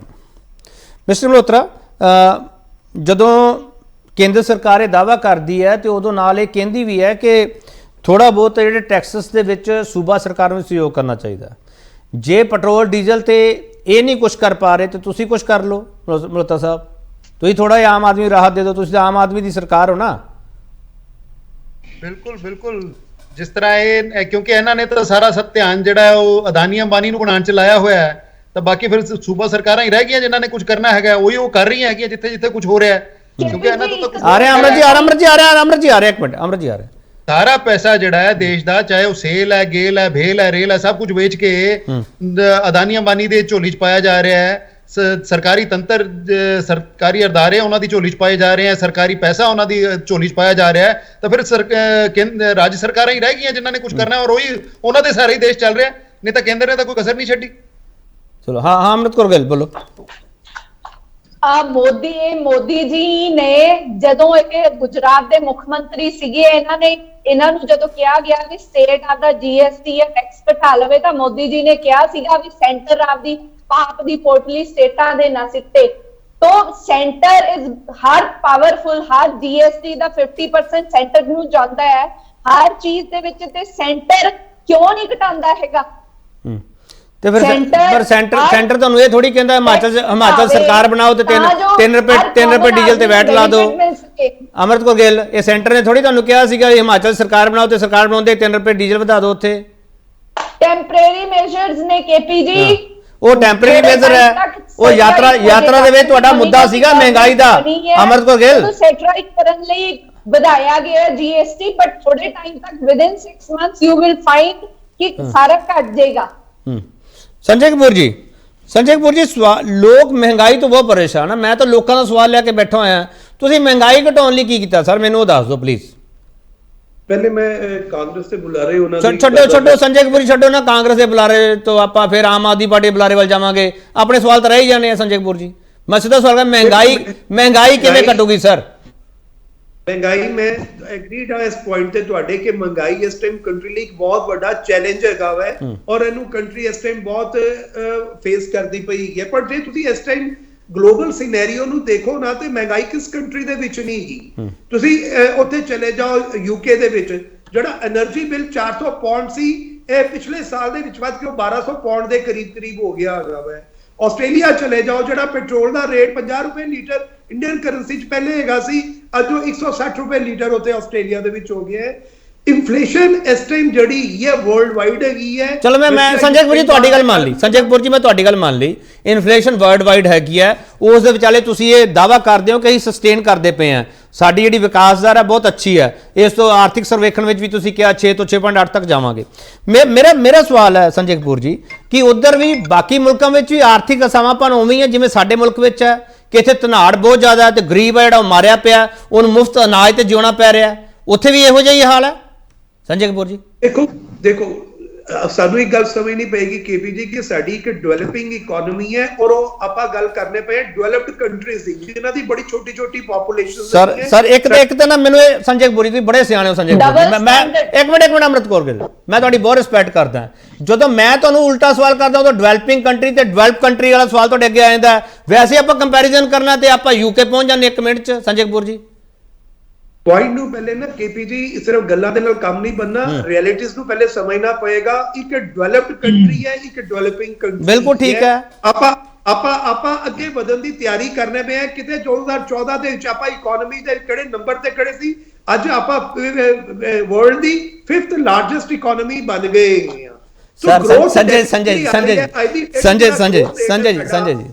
ਜੀ ਮੈਨੂੰ ਇਹ ਚ ਕੋਈ ਸ਼ੱਕ ਨਹੀਂ ਸਰ 5th ਲਾਰਜੈਸਟ ਇਕਨੋਮੀ ਬਣ ਗਏ ਆ ਸਰ ਆਮ ਆਦਮੀ ਜੇਬ ਚੋਂ ਪੈਸਾ ਕੱਢ ਲਿਆ ਸਰ ਆਪਾਂ ਸਾਰਾ ਤੇ ਆਪਾਂ ਬਣਨਾ ਹੀ ਆ ਸਰ ਜਿੱਥੇ ਮਰਜ਼ੀ ਪਹੁੰਚ ਜਾਈਏ देखो सिनेरियो मैं तो इस गल ਨੂੰ ਇਨਕਾਰ ਕਰ ਨਹੀਂ ਰਿਹਾ ਕਿ ਇਨਫਲੇਸ਼ਨ ਹੈ ਮੈਂ ਇਸ ਗੱਲ ਨੂੰ ਡਿਨਾਈ ਨਹੀਂ ਕਰ ਰਿਹਾ ਹੈਗਾ ਚੈਲੰਜਸ ਕੰਟਰੀ ਦੇ ਅੱਗੇ ਹੈਗੀ ਹੈ ਔਰ ਗਵਰਨਮੈਂਟ ਕੋਸ਼ਿਸ਼ ਕਰਦੀ ਪਈ ਹੈ ਕਿ ਇਹ ਚੀਜ਼ਾਂ ਨੂੰ ਚਲੋ ਮੈਨੂੰ ਇੱਕ ਚੀਜ਼ ਦੱਸ ਦਿਓ ਸੰਜੇ ਕਪੂਰ ਜੀ ਤੁਸੀਂ ਤਾਂ ਬਹੁਤ ਅੰਕੜੇ ਦੇ ਹਿਸਾਬ ਨਾਲ ਚੱਲਦੇ ਹੋ ਸੰਜੇ ਕਪੂਰ ਜੀ ਇਸ ਬਜਟ ਨਾਲ ਮਹਿੰਗਾਈ ਘਟ ਜੂਗੀ ਸਰ ਮੈਨੂੰ ਦੱਸ ਦਿਓ ਚਲੋ देखो मैं इस गल की ਤੁਹਾਨੂੰ ਕੋਈ ਨਹੀਂ ਕਹਿੰਦਾ ਪਿਆ ਕਿ ਇਹਦੇ ਨਾਲ ਮਹਿੰਗਾਈ ਘਟ ਜਾਏਗੀ I am not saying this thing ਮੈਂ ਪੈਟਰੋਲ ਡੀਜ਼ਲ ਦੀ ਗੱਲ ਤੇ ਤੁਹਾਨੂੰ ਇੱਕ ਜਾਣਕਾਰੀ ਦੇਣਾ ਚਾਹਨਾ ਵਾਂ ਕਿ ਜਿਹੜਾ ਵੈਟ ਗਵਰਨਮੈਂਟ ਨੂੰ ਜੀਐਸਟੀ ਆਂਦਾ ਵੇ ਨਾ ਪੈਟਰੋਲ ਡੀਜ਼ਲ ਤੇ ਸੈਂਟਰ ਨੂੰ ਉਹਦਾ 40% ਫਿਰ ਸਟੇਟਾਂ ਨੂੰ ਵਾਪਸ ਚਲਾ ਜਾਂਦਾ ਹੈ ਔਰ ਸਟੇਟ ਆਪਣਾ ਜਿਹੜਾ ਜੀਐਸਟੀ ਲਗਾ ਰਹੀ ਹੈ ਉਹ ਲੈ ਰਹੀ ਹੈ ਸਟੇਟਾਂ ਨੂੰ ਚਾਹੀਦਾ ਹੈ ਕਿ ਜਦੋਂ ਬੇਸਿਕਲੀ ਮਹਿੰਗਾਈ ਤੇ ਲੋਕਾਂ ਨੂੰ ਰਾਹਤ ਦੇਣੀ ਹੈ ਸਿਰਫ ਸੈਂਟਰ ਗਵਰਨਮੈਂਟ ਦਾ ਕੰਮ ਨਹੀਂ ਸਟੇਟ ਗਵਰਨਮੈਂਟ ਨੂੰ ਇੱਕ ਚੁਣ ਕੇ ਲੋਕਾਂ ਨੇ ਭੇਜਿਆ ਹੋਇਆ ਵਾ ਸਟੇਟ ਗਵਰਨਮੈਂਟ ਨੂੰ ਚਾਹੀਦਾ ਹੈ ਪੈਟਰੋਲ ਡੀਜ਼ਲ ਤੇ ਵੈਟ ਨੂੰ ਘਟਾਵੇ ਕਿਉਂਕਿ ਸੈਂਟਰ ਤੇ ਉਹਨਾਂ ਨੂੰ ਹਿੱਸਾ ਆਲਰੇਡੀ 40% ਮਿਲਦਾ ਹੀ ਪਿਆ ਹੈ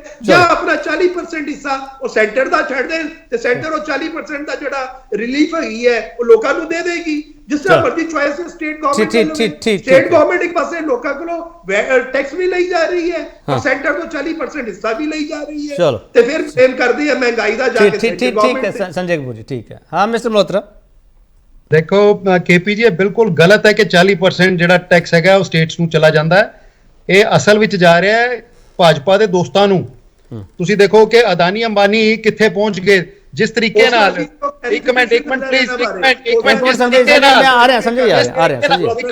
ਜਿਸ ਤਰੀਕੇ ਨਾਲ ਅਦਾਨੀ ਦੁਨੀਆ ਦਾ ਤੀਜੇ ਨੰਬਰ ਦਾ ਬਣ ਗਿਆ ਉਸੇ ਤਰੀਕੇ ਨਾਲ ਜਿਹੜਾ ਹੈ ਦੇਸ਼ ਦੀ ਜਿਹੜੀ ਇਕਨੋਮੀ ਹੈ ਉਹ 5ਵੇਂ ਨੰਬਰ ਤੇ ਪਹੁੰਚ ਗਈ ਹੈ ਜਿਵੇਂ ਉਹਦੀ ਹਵਾ ਨਿਕਲੀ ਹੈ ਉਵੇਂ ਇਹਨਾਂ ਦੇ ਡਾਟੇ ਦੀ ਹਵਾ ਵੀ ਇੱਕ ਦਿਨ ਨਿਕਲ ਜਾਣੀ ਹੈ ਔਰ ਉਹ ਸਾਰੀ ਸੱਚਾਈ ਸਾਹਮਣੇ ਆ ਜਾਣੀ ਹੈ ਤੁਸੀਂ ਦੇਖੋ ਕਿ 70 ਕਰੋੜ ਲੋਕਾਂ ਦੇ ਕੋਲ ਜਿੰਨਾ ਪੈਸਾ ਹੈਗਾ ਉਹ ਸਿਰਫ 21 ਲੋਕਾਂ ਦੇ ਕੋਲ ਜਿਹੜਾ ਪੈਸਾ ਉਸ ਤੋਂ ਘੱਟ ਹੈ ਉਹ ਸਾਰੇ ਭਾਜਪਾ ਦੇ ਯਾਰ ਹੈ ਮੈਂ ਪਹਿਲੇ ਇਹ ਸਵਾਲ ਕਰ ਚੁੱਕਾ ਇੱਕ ਮਿੰਟ ਜਿਹੜੇ ਲਲਿਤ ਮੋਦੀ ਵਰਗੇ ਜਾਂ ਵਿਜੇ ਮਾਲਿਆ ਵਰਗੇ ਇੱਥੋਂ ਭੱਜ ਗਏ ਇਹਨਾਂ ਦੇ ਹੱਥ ਨਹੀਂ ਆ ਰਹੇ ਸੁਸ਼ਮਿਤਾ ਸੇਨ ਨੇ ਤੇ ਜਾ ਕੇ ਲੱਭ ਲਿਆ ਲਲਿਤ ਮੋਦੀ ਨੂੰ ਇਹਨਾਂ ਦੀਆਂ ਜਿਹੜੀਆਂ ਏਜੰਸੀਜ਼ ਆ ਉਹਨਾਂ ਨੂੰ ਨਹੀਂ ਲੱਭਿਆ ਚਲੋ ਨੀਰਵ ਮੋਦੀ ਦਾ ਜ਼ਿਕਰ ਕਰ ਰਹੇ ਹੋ ਤੁਸੀਂ ਠੀਕ ਹੈ ਹਾਂ ਮਿਸਟਰ ਖੋਸਲਾ ਇੱਕ ਮਿੰਟ ਮਲਹੋਤਰਾ ਸਾਹਿਬ ਹੁਣ ਰੁਕ ਜਾਓ ਮਿਸਟਰ ਖੋਸਲਾ ਦਾ ਆਰਗੂਮੈਂਟ ਲੈ ਲਈਏ ਹਾਂ ਮਿਸਟਰ ਖੋਸਲਾ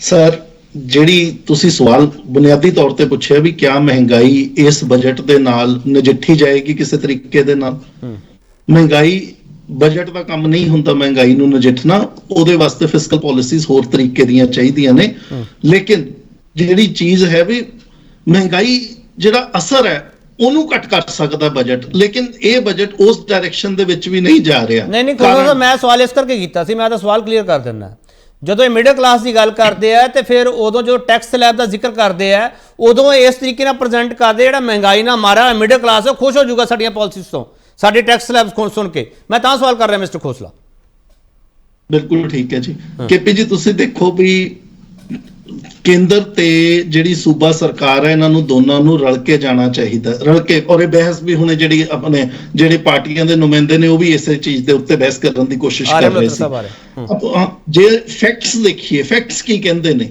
ਜੋ ਅੱਜ ਦੇ ਬਜਟ ਦੇ ਵਿੱਚ ਲਿਖਿਆ ਹੋਇਆ ਕਪੂਰ ਸਾਹਿਬ ਬਜਟ ਕਹਿੰਦਾ ਵੀ 2022-23 ਦੇ ਵਿੱਚ ਫਾਈਨਾਂਸ ਕਮਿਸ਼ਨ ਦੀ ਜਿਹੜੀਆਂ ਗ੍ਰਾਂਟਸ ਨੇ ਜਿਹੜੀ ਸੂਬਾਈ ਸਰਕਾਰਾਂ ਨੂੰ ਜਾਣੀਆਂ ਸੀ ਕੇਂਦਰ ਤੋਂ ਉਹ ਮਿੱਥੀਆਂ ਗਈਆਂ ਸੀ 1,92,108 ਕਰੋੜ ਜਦ ਕੋਈ ਅਸਲ ਗਈਆਂ ਜਿਹੜੀਆਂ ਨੇ 1,73,257 ਕਰੋੜ ਯਾਨੀ ਕਿ 20,000 ਕਰੋੜ ਰੁਪਈਆ ਜਿਹੜਾ ਸਰਕਾਰ ਨੇ ਮਿੱਥਿਆ ਸੀ ਪਿਛਲੇ ਦਿਨਾਂ ਦੇ ਵਿੱਚ ਪਿਛਲੇ ਸਾਲ ਦੇ ਵਿੱਚ ਉਹ ਸੂਬਾਈ ਸਰਕਾਰਾਂ ਕੋਲ ਨਹੀਂ ਪਹੁੰਚਿਆ ਤੁਸੀਂ ਇੱਕ ਵਾਰੀ ਬਜਟ ਜ਼ਰੂਰ ਦੇਖ ਲੈਣਾ।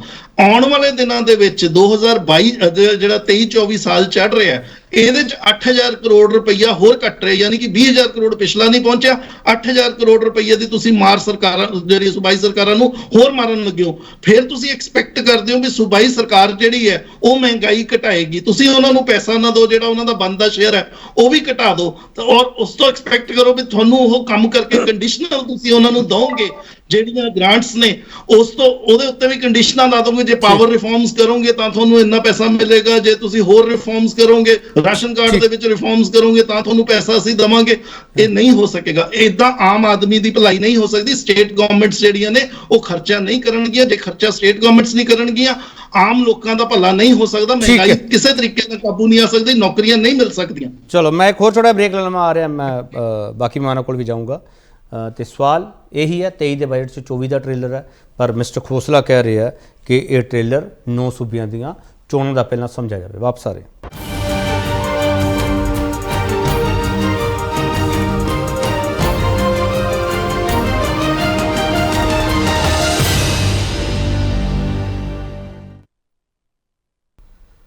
ਇੱਕ ਵਾਰ ਫਿਰ ਤੁਹਾਡਾ ਸਵਾਗਤ ਕਰਦੇ ਹਾਂ। ਤੇ ਵੱਡਾ ਸਵਾਲ ਤੁਹਾਡੇ ਸਾਹਮਣੇ ਪਿਆ, ਇਨਕਮ ਟੈਕਸ ਸਲੈਬ 'ਚ ਬਦਲਾਅ ਨੂੰ ਮਾਸਟਰ ਸਟ੍ਰੋਕ ਦੱਸਣ ਵਾਲੀ ਮੋਦੀ ਸਰਕਾਰ ਦੇ ਦਾਅਵੇ 'ਚ ਕਿੰਨਾ ਦਮ ਹੈ?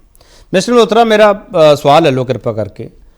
ਮਿਸਟਰ ਮਲਹੋਤਰਾ, ਮੈਂ ਪੁੱਛਣਾ, ਦੇਸ਼ ਦੀ ਜਿਹੜੀ ਰੀੜ੍ਹ ਦੀ ਹੱਡੀ ਆ ਉਹ ਸਾਡਾ ਖੇਤੀ ਸੈਕਟਰ ਹੈ। ਉਸ ਖੇਤੀ ਸੈਕਟਰ ਦੇ ਬਿਨਾਂ ਕੋਈ ਪਲਾਨ ਕੀਤਿਆਂ ਦੇਸ਼ ਅੱਗੇ ਨਹੀਂ ਵੱਧ ਸਕਦਾ ਜਦੋਂ ਤੱਕ ਅਸੀਂ ਪੇਂਡੂ ਭਾਰਤ ਦਾ ਜ਼ਿਕਰ ਨਾ ਕਰੀਏ, ਤੇ ਉਹਦੇ ਵਿੱਚ ਪੰਜਾਬ, ਹਰਿਆਣਾ, ਯੂਪੀ ਦਾ ਜ਼ਿਕਰ ਨਾ ਹੋਵੇ। ਮਿਸਟਰ ਮਲਹੋਤਰਾ, ਖੇਤੀ ਸੈਕਟਰ ਲਈ ਜੋ ਸਰਕਾਰ ਨੇ ਕੀਤਾ ਤੇ ਗ੍ਰੀਨ ਗਰੋਥ ਜਿਹੜਾ ਤੁਹਾਡਾ ਮੁੱਖ ਮੁੱਦਾ ਰਹਿੰਦਾ, ਦਿੱਲੀ ਦੇ ਚੌਗਿਰਦੇ ਦੇ ਮੁੱਦੇ ਤੁਹਾਨੂੰ ਵਾਰ-ਵਾਰ ਘੇਰਿਆ ਜਾਂਦਾ, ਉਹਦੇ ਤੇ ਤਾਂ ਸਰਕਾਰ ਨੇ ਚੰਗਾ ਕੰਮ ਕੀਤਾ, ਗ੍ਰੀਨ ਗਰੋਥ ਵਾਲਾ ਜਿਹੜਾ ਚੈਪਟਰ ਸ਼ੁਰੂ ਕੀਤਾ। ਦੇਖੋ ਕੇਪੀ ਜੀ, ਜਦੋਂ ਤੱਕ ਕਿਸਾਨਾਂ ਨੂੰ ਐਮਐਸਪੀ ਸਵਾਮੀਨਾਥਨ ਕਮਿਸ਼ਨ ਦੀ ਰਿਪੋਰਟ ਮੁਤਾਬਕ ਨਹੀਂ ਮਿਲਦੀ, ਖੇਤੀ ਸੈਕਟਰ ਦਾ ਸੁਧਾਰ ਨਹੀਂ ਹੋ ਸਕਦਾ, ਉਧਾਰ ਨਹੀਂ ਹੋ ਸਕਦਾ। ਜਦੋਂ ਤੱਕ ਉਹਨਾਂ ਦੇ ਆਪਣੇ ਖਰਚੇ ਹੀ ਨਹੀਂ ਪੂਰੇ ਨਿਕਲਣਗੇ, ਘਰ ਚਲਾਉਣ ਲਈ ਉਹਨਾਂ ਕੋਲ ਕੁਝ ਬਚੇਗਾ ਹੀ ਨਹੀਂ, ਤੁਸੀਂ ਕਿਵੇਂ ਕਹਿ ਸਕਦੇ ਹੋ ਕਿ ਖੇਤੀ ਸੈਕਟਰ ਦਾ ਸੁਧਾਰ ਹੋ ਜਾਏਗਾ? ਔਰ ਜਿੱਥੇ ਤੱਕ ਰਹੀ ਦਿੱਲੀ ਦੇ ਆਸ-ਪਾਸ ਦੀ ਗੱਲ, ਉਹ ਸਿਰਫ ਦਿੱਲੀ ਨੂੰ ਹੀ ਦੇ ਆਸ-ਪਾਸ ਗ੍ਰੀਨਰੀ ਕ੍ਰੀਏਟ ਕਰਕੇ ਨਹੀਂ ਹੋ ਜਾਣਾ। ਤੁਸੀਂ ਦੇਖੋ ਕਿ ਉੱਤਰ ਪ੍ਰਦੇਸ਼ ਕੀ ਹਾਲ ਹੈ, ਉੱਤਰਾਖੰਡ ਵਿੱਚ ਕੀ ਹਾਲ ਹੈ, ਤੁਸੀਂ ਜਿਹੜੇ ਲੈਂਡਸਲਾਈਡਸ ਹੋ ਰਹੇ ਆ ਜਾਂ ਜ਼ਮੀਨ ਸਿੰਕ ਕਰ ਰਹੀ ਹੈ ਸਾਰੇ ਦੇਸ਼ ਵਿੱਚ ਇਹ ਜਿਹੜਾ ਪ੍ਰੋਗਰਾਮ ਜਿਹੜਾ ਹੈ ਉਹ ਉਲੀਕਣ ਦੀ ਜ਼ਰੂਰਤ ਹੈਗੀ ਹੈ। ਗ੍ਰੀਨ ਕਵਰ ਸਾਰੇ ਦੇਸ਼ ਵਿੱਚ ਘਟ ਰਿਹਾ ਹੈਗਾ। ਸੋ ਸਿਰਫ ਦਿੱਲੀ ਦੇ ਆਸ-ਪਾਸ ਕਰਨ ਦੇ ਨਾਲ, ਉੱਥੇ ਕਿਉਂਕਿ ਮੋਦੀ ਜੀ ਰਹਿੰਦੇ ਆ ਜਾਂ ਸ਼ਾਹ ਸਾਹਿਬ ਰਹਿੰਦੇ ਆ ਜਾਂ ਇਹਨਾਂ ਦੇ ਮਿਨਿਸਟਰ ਰਹਿੰਦੇ ਆ, ਉਹਦੇ ਨਾਲ ਉਹ ਤਾਂ ਕਹਿੰਦੇ ਪੂਰੇ ਦੇਸ਼ ਵਿੱਚ ਕਰਨਾ ਹੈ। ਮਮਲੋਤਾ ਸਾਹਿਬ ਤਾਂ ਕਹਿੰਦੇ ਪੂਰੇ ਦੇਸ਼ ਵਿੱਚ ਕਰਨਾ ਚਾਹੀਦਾ ਹੈ, ਹਾਂ ਪੂਰੇ ਦੇਸ਼ ਵਿੱਚ ਹੋਣਾ ਚਾਹੀਦਾ। ਤੇ ਫਿਰ ਇਹਦਾ ਤਾਂ ਵੈਲਕਮ ਕਰੋ ਨਾ ਮਮਲੋਤਾ ਸਾਹਿਬ, ਇਹਦਾ ਤਾਂ ਵੈਲਕਮ ਕਰੋ ਨਾ, ਸਰਕਾਰ ਨੇ ਕੋਈ ਇਨੀਸ਼ੀਏਟਿਵ ਤਾਂ ਲਿਆ ਨਾ। ਹਾਲਾਂਕਿ ਵਰਲਡ ਲੈਵਲ ਤੇ ਪ੍ਰੈਸ਼ਰ ਹੈ ਇੰਡੀਅਨ ਗਵਰਨਮੈਂਟ ਤੇ ਬਹੁਤ ਜ਼ਿਆਦਾ। ਜਨਾਬ, ਜਿੱਥੇ 100% ਐਫਰਟ ਚਾਹੀਦਾ ਉੱਥੇ 2% ਐਫਰਟ ਕਰਨ ਨਾਲ, ਚਲੋ ਤੁਸੀਂ ਕਹਿੰਦੇ ਹੋ ਤਾਂ ਅਸੀਂ ਇਹਦਾ ਸਵਾਗਤ ਕਰਦੇ ਹਾਂ, ਪਰ ਇਟ ਇਜ਼ ਹਾਈਲੀ ਇਨਐਡਿਕੁਏਟ। ਔਰ ਬਾਕੀ ਰਹੀ ਜਿੱਥੇ ਤੱਕ ਟੈਕਸ ਦੀ ਗੱਲ ਹੈਗੀ ਹੈ, ਦੇਖੋ ਇਹਨਾਂ ਨੇ ਲੋਕਾਂ ਨੂੰ ਟੈਕਸ ਦੇਣ ਜਗ੍ਹਾ ਛੱਡਿਆ ਹੀ ਨਹੀਂ ਹੈਗਾ। ਹਰ ਇੱਕ ਚੀਜ਼ ਤੇ ਟੈਕਸ ਹੈਗਾ, ਲੋਕ ਭੁੱਖੇ ਮਰ ਰਹੇ ਹੈਗੇ ਹੈ। ਬਿਜਲੀ ਕਿੰਨੀ ਮਹਿੰਗੀ ਹੈਗੀ ਹੈ, ਔਰ ਤੇਲ, ਸਾਬਣ, ਇਹ ਉਹ ਸਾਰੀਆਂ ਚੀਜ਼ਾਂ ਕਿੰਨੀਆਂ ਮਹਿੰਗੀਆਂ ਹੈਗੀਆਂ। ਤੁਸੀਂ ਦੱਸੋ ਕਿ ਮਹਿੰਗਾਈ ਰੋਕਣ ਲਈ ਇਹਨਾਂ ਨੇ ਕੀ ਕੀਤਾ ਹੈਗਾ, ਬੇਰੋਜ਼ਗਾਰੀ ਦੇ ਲਈ ਇਹਨਾਂ ਨੇ ਕੀ ਕੀਤਾ ਹੈਗਾ, ਸਰਕਾਰੀ ਪੈਸੇ ਦੀ ਲੁੱਟ ਰੋਕਣ ਲਈ ਇਹਨਾਂ ਨੇ ਕੀ ਕੀਤਾ ਹੈਗਾ, ਬਿਜਲੀ ਸਸਤੀ ਕਰਨ ਲਈ ਇਹਨਾਂ ਨੇ ਕੀ ਕੀਤਾ ਹੈਗਾ। ਸਿਹਤ ਸੁਵਿਧਾਵਾਂ ਦਾ ਬਜਟ ਜਿਹੜਾ ਹੈਗਾ 2.64 ਤੋਂ 2.51% ਕਰਤਾ ਇਹਨਾਂ ਨੇ। ਔਰ ਸਿੱਖਿਆ ਦਾ ਬਜਟ ਜਿਹੜਾ 2.20 ਤੋਂ 1.98 ਕਰਤਾ ਹੈਗਾ। ਪੈਨਸ਼ਨਾਂ ਦੇ ਬਾਰੇ ਫਿਰ ਚੁੱਪ ਹੈਗੇ ਹੈ, ਯਾਨੀ ਕਿ ਇਹਨਾਂ ਨੂੰ ਆਪਣੀਆਂ ਪੈਨਸ਼ਨਾਂ ਚਾਹੀਦੀਆਂ, ਮੋਟੀਆਂ ਪੈਨਸ਼ਨਾਂ, ਇੱਕ ਟਰਮ ਦੀ ਅਲੱਗ-ਅਲੱਗ ਪੈਨਸ਼ਨ ਚਾਹੀਦੀ ਹੈ, ਪਰ ਆਮ ਲੋਕਾਂ ਨੂੰ ਇਹ ਬੰਦੇ ਨਹੀਂ ਸਮਝਦੇ। ਉਹਨਾਂ ਨੂੰ ਬਸ ਆਟਾ ਦਾਲ ਦਾ ਠੂਠਾ ਦੇ ਕੇ ਛੱਡ ਦਿੰਦੇ ਆ। ਮਲਹੋਤਰਾ ਸਾਹਿਬ, ਸੁਰੱਖਿਆ ਦਸਤਿਆਂ ਨੂੰ ਕੀ ਦਿੱਤਾ? ਤੁਹਾਡਾ ਤਾਂ ਮਹਿਕਮਾ ਆਪਦਾ। ਬਿਲਕੁਲ ਦੇਖੋ, ਸੁਰੱਖਿਆ ਦਸਤਾਂ ਦੇ ਜਿਹੜੀ ਚੰਗੀ ਭਲੀ ਪਹਿਲਾਂ ਸਕੀਮ ਚੱਲ ਰਹੀ ਸੀ, ਸੈਂਚੁਰੀਜ਼ 올ਡ ਸਕੀਮ ਸੀਗੀ ਜਿਹੜੀ ਰਿਕਰੂਟਮੈਂਟ ਦੀ, ਉਹਨੂੰ ਇਹਨਾਂ ਨੇ ਅਗਨੀਵੀਰ ਚਲਾ ਕੇ ਉਹਦਾ ਬਿਲਕੁਲ ਢਾਂਚਾ ਤਹਿਸ-ਨਹਿਸ ਕਰ ਦਿੱਤਾ ਹੈਗਾ। ਔਰ ਉਹਦਾ ਨੁਕਸਾਨ ਜਿਹੜਾ ਆਉਣ ਵਾਲੇ ਸਮੇਂ ਸਾਨੂੰ ਦੇਖਣ ਨੂੰ ਮਿਲੇਗਾ। ਇਹ ਜਿਹੜੇ ਗੈਂਗਸਟਰਸ ਨੇ ਉਹ now they are, the government is itself producing gangsters ਕਿ ਉਹ ਬੰਦੂਕ ਚਲਾਉਣ 'ਚ ਸક્ષਮ ਹੋਣਗੇ ਪਰ ਉਹਨਾਂ ਕੋਲ ਕੰਮਕਾਜ ਨਹੀਂ ਹੋਏਗਾ, ਤਾਂ ਫਿਰ ਉਹ ਕੀ ਕਰਨਗੇ? ਇਹੋ ਜਿਹੇ ਕੰਮ ਹੀ ਕਰਨਗੇ। ਜੀ ਠੀਕ ਹੈ। ਅਮਰਤ ਕੌਰ ਗਿੱਲ, ਓਪੋਜੀਸ਼ਨ ਕਿਸੇ ਵੀ ਚੀਜ਼ ਦਾ ਵੈਲਕਮ ਨਹੀਂ ਕਰੂਗੀ। ਬਜਟ ਐਡਾ ਵੱਡਾ ਸੀਗਾ, ਕੋਈ ਚੀਜ਼ ਤਾਂ ਚੰਗੀ ਲੱਗੀ ਹੋਊਗੀ ਕਿ ਨਿੰਦਣਾ ਹੀ ਆਪਾਂ ਬੈਠੇ ਬਸ? ਮੈਂ ਪਹਿਲਾਂ ਕੇਪੀਜੀ ਐਗਰੀਕਲਚਰ ਸੈਕਟਰ ਦੀ ਗੱਲ ਕਰਨ ਲੱਗੀ ਆ। ਐਗਰੀਕਲਚਰ ਤੇ ਅਲਾਈਡ ਸੈਕਸ਼ਨ ਦਾ ਬਜਟ ਜਿਹੜਾ 83,000 ਕਰੋੜ ਰੁਪਇਆ 521 ਕਰੋੜ ਬਜਟ ਐਲੋਕੇਟ ਹੋਇਆ, ਉਹਨੂੰ ਵੀ 76,229 ਕਰੋੜ ਹੀ ਖਰਚਿਆ। 7-8 ਹਜ਼ਾਰ ਕਰੋੜ ਉਹਦੇ ਚੋਂ ਨਹੀਂ ਖਰਚਿਆ। प्रधानमंत्री किसान योजना 68,000 करोड़ रुपया कह के ते 60,000 करोड़ ही वरतिया। मैं गल करदी हां भी फाइनेंस मिनिस्टर ने निर्मला सीतारमन ने कहा भी स्टार्टअप्स करांगे, असी डिजिटलाइज करांगे। की मैनू दसो भी जे किसी नू किसान नू जमीन च कोई MSP च चाहिदी आ या कोई सिस्टम चाहिदा कि वो डिजिटली कोई कॉन्टैक्ट करके सॉल्व कर सकदे। ਇਹ ਵੀ ਡਾਇਰੈਕਟਲੀ ਇਨਡਾਇਰੈਕਟਲੀ ਆਪਦੇ ਜਿਹੜੇ ਡਿਜੀਟਲ ਮਿੱਤਰ ਨੇ ਅਡਾਨੀ ਅੰਬਾਨੀ ਉਹਨਾਂ ਨੂੰ ਬੈਨੀਫਿਟ ਕਰਨ ਦੇ ਲਈ ਹੀ ਦਿੱਤਾ ਜਾ ਰਿਹਾ ਹੈ। ਜੇ ਕੁਝ ਬਜਟ 'ਚ ਅੱਛਾ ਹੋਏਗਾ ਡੈਫੀਨਿਟਲੀ ਕਰਾਂਗੇ, ਪਰ ਹੋਵੇ ਤਾਂ ਸਹੀ ਨਾ, ਵਾਕਈ ਦੇ ਵਿੱਚ ਤਾਂ ਨਜ਼ਰ ਆਣਾ ਚਾਹੀਦਾ ਨਾ। ਚਲੋ ਠੀਕ ਠੀਕ, ਮਨਰੇਗਾ ਦਾ ਆਹੀ 100% ਉਹੀ ਬਜਟ 100 ਦਿਨ ਦੇ ਦਿੰਦੇ ਅਸੀਂ ਤਾਰੀਫ ਕਰਦੇ। ਠੀਕ ਠੀਕ ਠੀਕ ਤੁਸੀਂ ਹਰ ਸਕੀਮ ਨੂੰ ਉਸੇ ਤਰੀਕੇ ਦੇ ਨਾਲ ਲਾਗੂ ਕਰਦੇ, ਅਸੀਂ ਕਰਦੇ। ਤੁਸੀਂ GST ਘਟਾਉਂਦੇ, ਤੁਸੀਂ ਪੈਟਰੋਲ ਡੀਜ਼ਲ ਦੇ ਰੇਟ ਘਟਾਉਂਦੇ, ਤੁਸੀਂ ਗੈਸ ਸਿਲੰਡਰ ਸਸਤਾ ਕਰਦੇ, ਤੁਸੀਂ ਜਿਹੜਾ 5% GST ਖਾਣ ਵਾਲੀਆਂ ਚੀਜ਼ਾਂ ਤੇ ਲਾਇਆ ਉਹਨੂੰ ਖਤਮ ਕਰਦੇ, ਅਸੀਂ ਤੁਹਾਡਾ ਵੈਲਕਮ ਕਰਦੇ। ਪਰ ਤੁਸੀਂ ਕਰੋ ਤਾਂ ਸਹੀ। ਚਲੋ ਠੀਕ ਲੱਖ ਕਰਤਾ, ਠੀਕ ਮੇਰੇ ਹੈ। ਹਿਸਾਬ 'ਚ 50, 60, 70 ਲੱਖ ਲੋਕ ਵੀ ਇਸ ਸਕੀਮ ਦਾ ਫਾਇਦਾ ਨਹੀਂ ਲੈ ਸਕਣਗੇ। ਆਮ ਗਰੀਬ ਲਈ ਐਜੂਕੇਸ਼ਨ ਬਜਟ ਦੇ ਵਿੱਚ ਕਟੌਤੀ। ਚਲੋ ਕੋਲ ਮਿਲਾ ਕੇ ਅਮਰਤ ਕੌਰ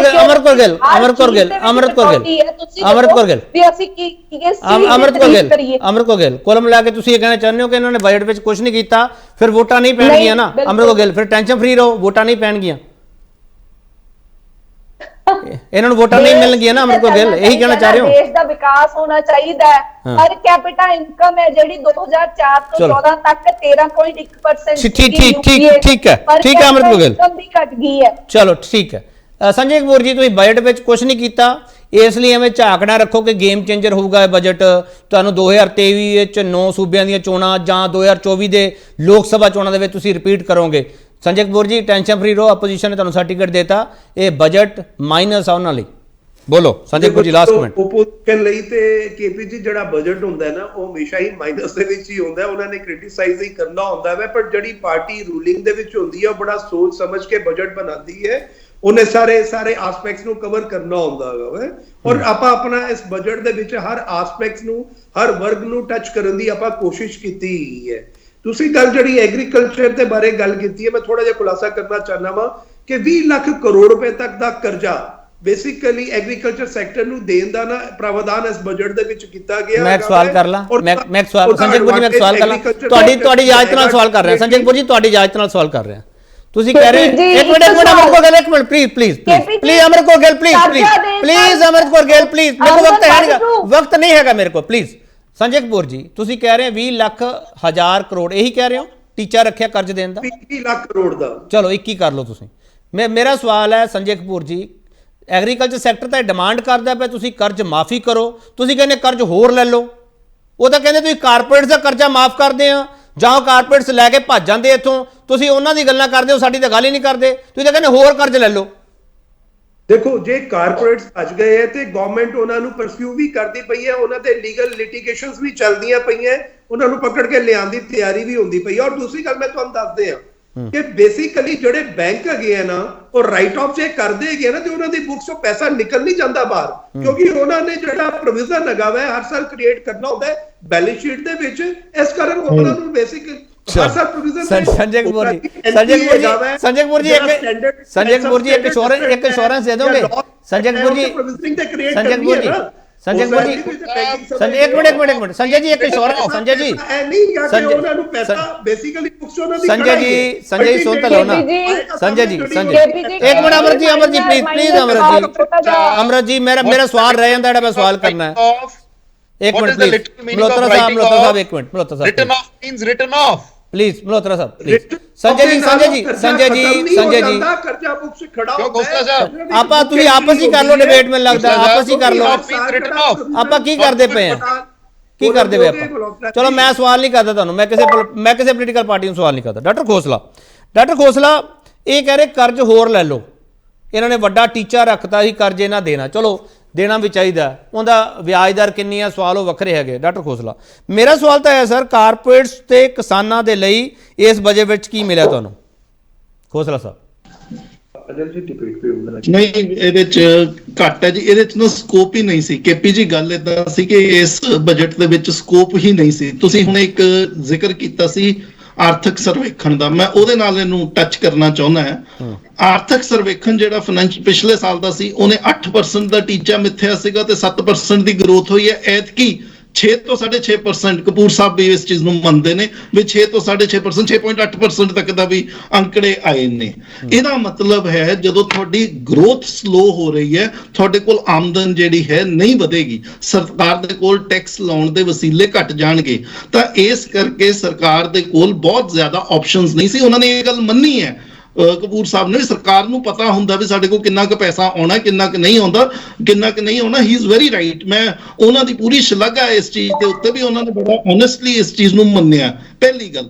ਲੇਕਿਨ ਕਪੂਰ ਸਾਹਿਬ ਇੱਥੇ ਜਿਹੜੀ ਗਲਤੀ ਹੋਈ ਹੈ ਆਪਣੇ ਤੋਂ, ਜਿਹਨੂੰ ਮੰਨਣਾ ਚਾਹੀਦਾ ਸਾਨੂੰ, ਵੀ ਸਾਨੂੰ ਵੈਲਥ ਟੈਕਸ ਕਿਉਂ ਨਹੀਂ ਸੀ ਲਾਉਣਾ ਚਾਹੀਦਾ। ਜਦੋਂ ਆਕਸਫਾਮ ਦੀ ਰਿਪੋਰਟ ਆ ਕੇ ਕਹਿੰਦੀ ਹੈ ਵੀ ਰਈਸ ਬੰਦਿਆਂ ਕੋਲ ਤੁਹਾਡੇ ਉਹ ਰਈਸ ਤੋਂ ਰਈਸ ਹੁੰਦੇ ਜਾ ਰਹੇ ਆ, ਗਰੀਬ ਤੋਂ ਗਰੀਬ ਹੁੰਦੇ ਜਾ ਰਹੇ ਆ, ਅਸੀਂ ਫਿਰ ਉਹ ਕਾਰਪੋਰੇਟ ਵਾਲੇ ਨੂੰ ਨਫਾ ਦੇ ਰਹੇ ਹਾਂ। ਇੱਕ ਮਿੰਟ ਮੈਂ ਇੱਕ ਸਵਾਲ ਕਰ ਲਾਂ ਖੋਸਲਾ ਸਾਹਿਬ, ਮੈਂ ਇੱਕ ਸਵਾਲ ਕਰ ਲਾਂ।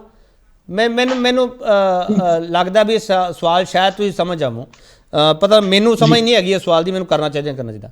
ਮਲੋਤਰਾ ਸਾਹਿਬ, ਜਿਹੜਾ 15 ਲੱਖ ਵਾਲੀ ਸਲੈਬ ਹੈ ਤੇ ਉਹਦਾ 30% ਟੈਕਸ ਹੈ, ਮੈਂ ਇਹ ਪੁੱਛਣਾ ਚਾਹ ਰਿਹਾ ਕਿ ਜਿਹੜਾ 15 ਲੱਖ ਦੀ ਦਾਇਰੇ ਵਿੱਚ ਆ ਗਿਆ, ਕੀ ਅੰਬਾਨੀ ਵੀ ਉਹੀ ਸੇਮ ਟੈਕਸ ਭਰਦਾ ਤੇ ਉਹ 15 ਲੱਖ ਵਾਲਾ ਵੀ ਉਹੀ ਸੇਮ ਟੈਕਸ ਭਰਦਾ?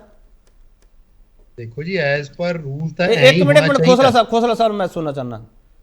ਓਕੇ ਅੱਛਾ, ਇਹ ਸਵਾਲ ਮੈਨੂੰ ਬਿਲਕੁਲ ਤੁਹਾਨੂੰ ਕੀਤਾ ਖੋਸਲਾ ਸਾਹਿਬ, ਬਿਲਕੁਲ ਠੀਕ ਹੈ। ਇਹ ਦੋਨੋਂ ਇੱਕੋ ਹੀ ਸਲੈਬ ਦੇ ਵਿੱਚ ਦਿੰਦੇ ਆ। ਕੇਪੀ ਜੀ ਅਦਾਨੀ ਵੀ ਉਸੇ ਸਲੈਬ ਦੇ ਵਿੱਚ ਦੇਗਾ ਜਿੰਨੇ ਚ ਕੇਪੀ ਜੀ ਦੇਣਗੇ। ਜੇ ਕੇਪੀ ਜੀ ਦੀ ਤਨਖਾਹ ਜਿਹੜੀ ਹੈ 15 ਲੱਖ ਦੇ ਉੱਪਰ ਜਾਂਦੀ ਹੈ, ਖੁਸ਼ ਹੋ ਲਈਏ ਆਪਾਂ ਉਹਨਾਂ ਦੇ ਬਰਾਬਰ ਹੈ। ਆਰਥਿਕ ਸਮਾਪਨ ਮੁੱਕ ਗਿਆ ਆਪਣੇ ਚ ਆਪਾਂ ਦਾ। ਨਹੀਂ ਕੇਪੀ ਜੀ, ਇਹਦੀ ਦੂਸਰੀ ਸਾਈਡ, ਇਹਦਾ ਦੂਸਰਾ ਪੱਖ ਦੇਖੋ ਨਾ।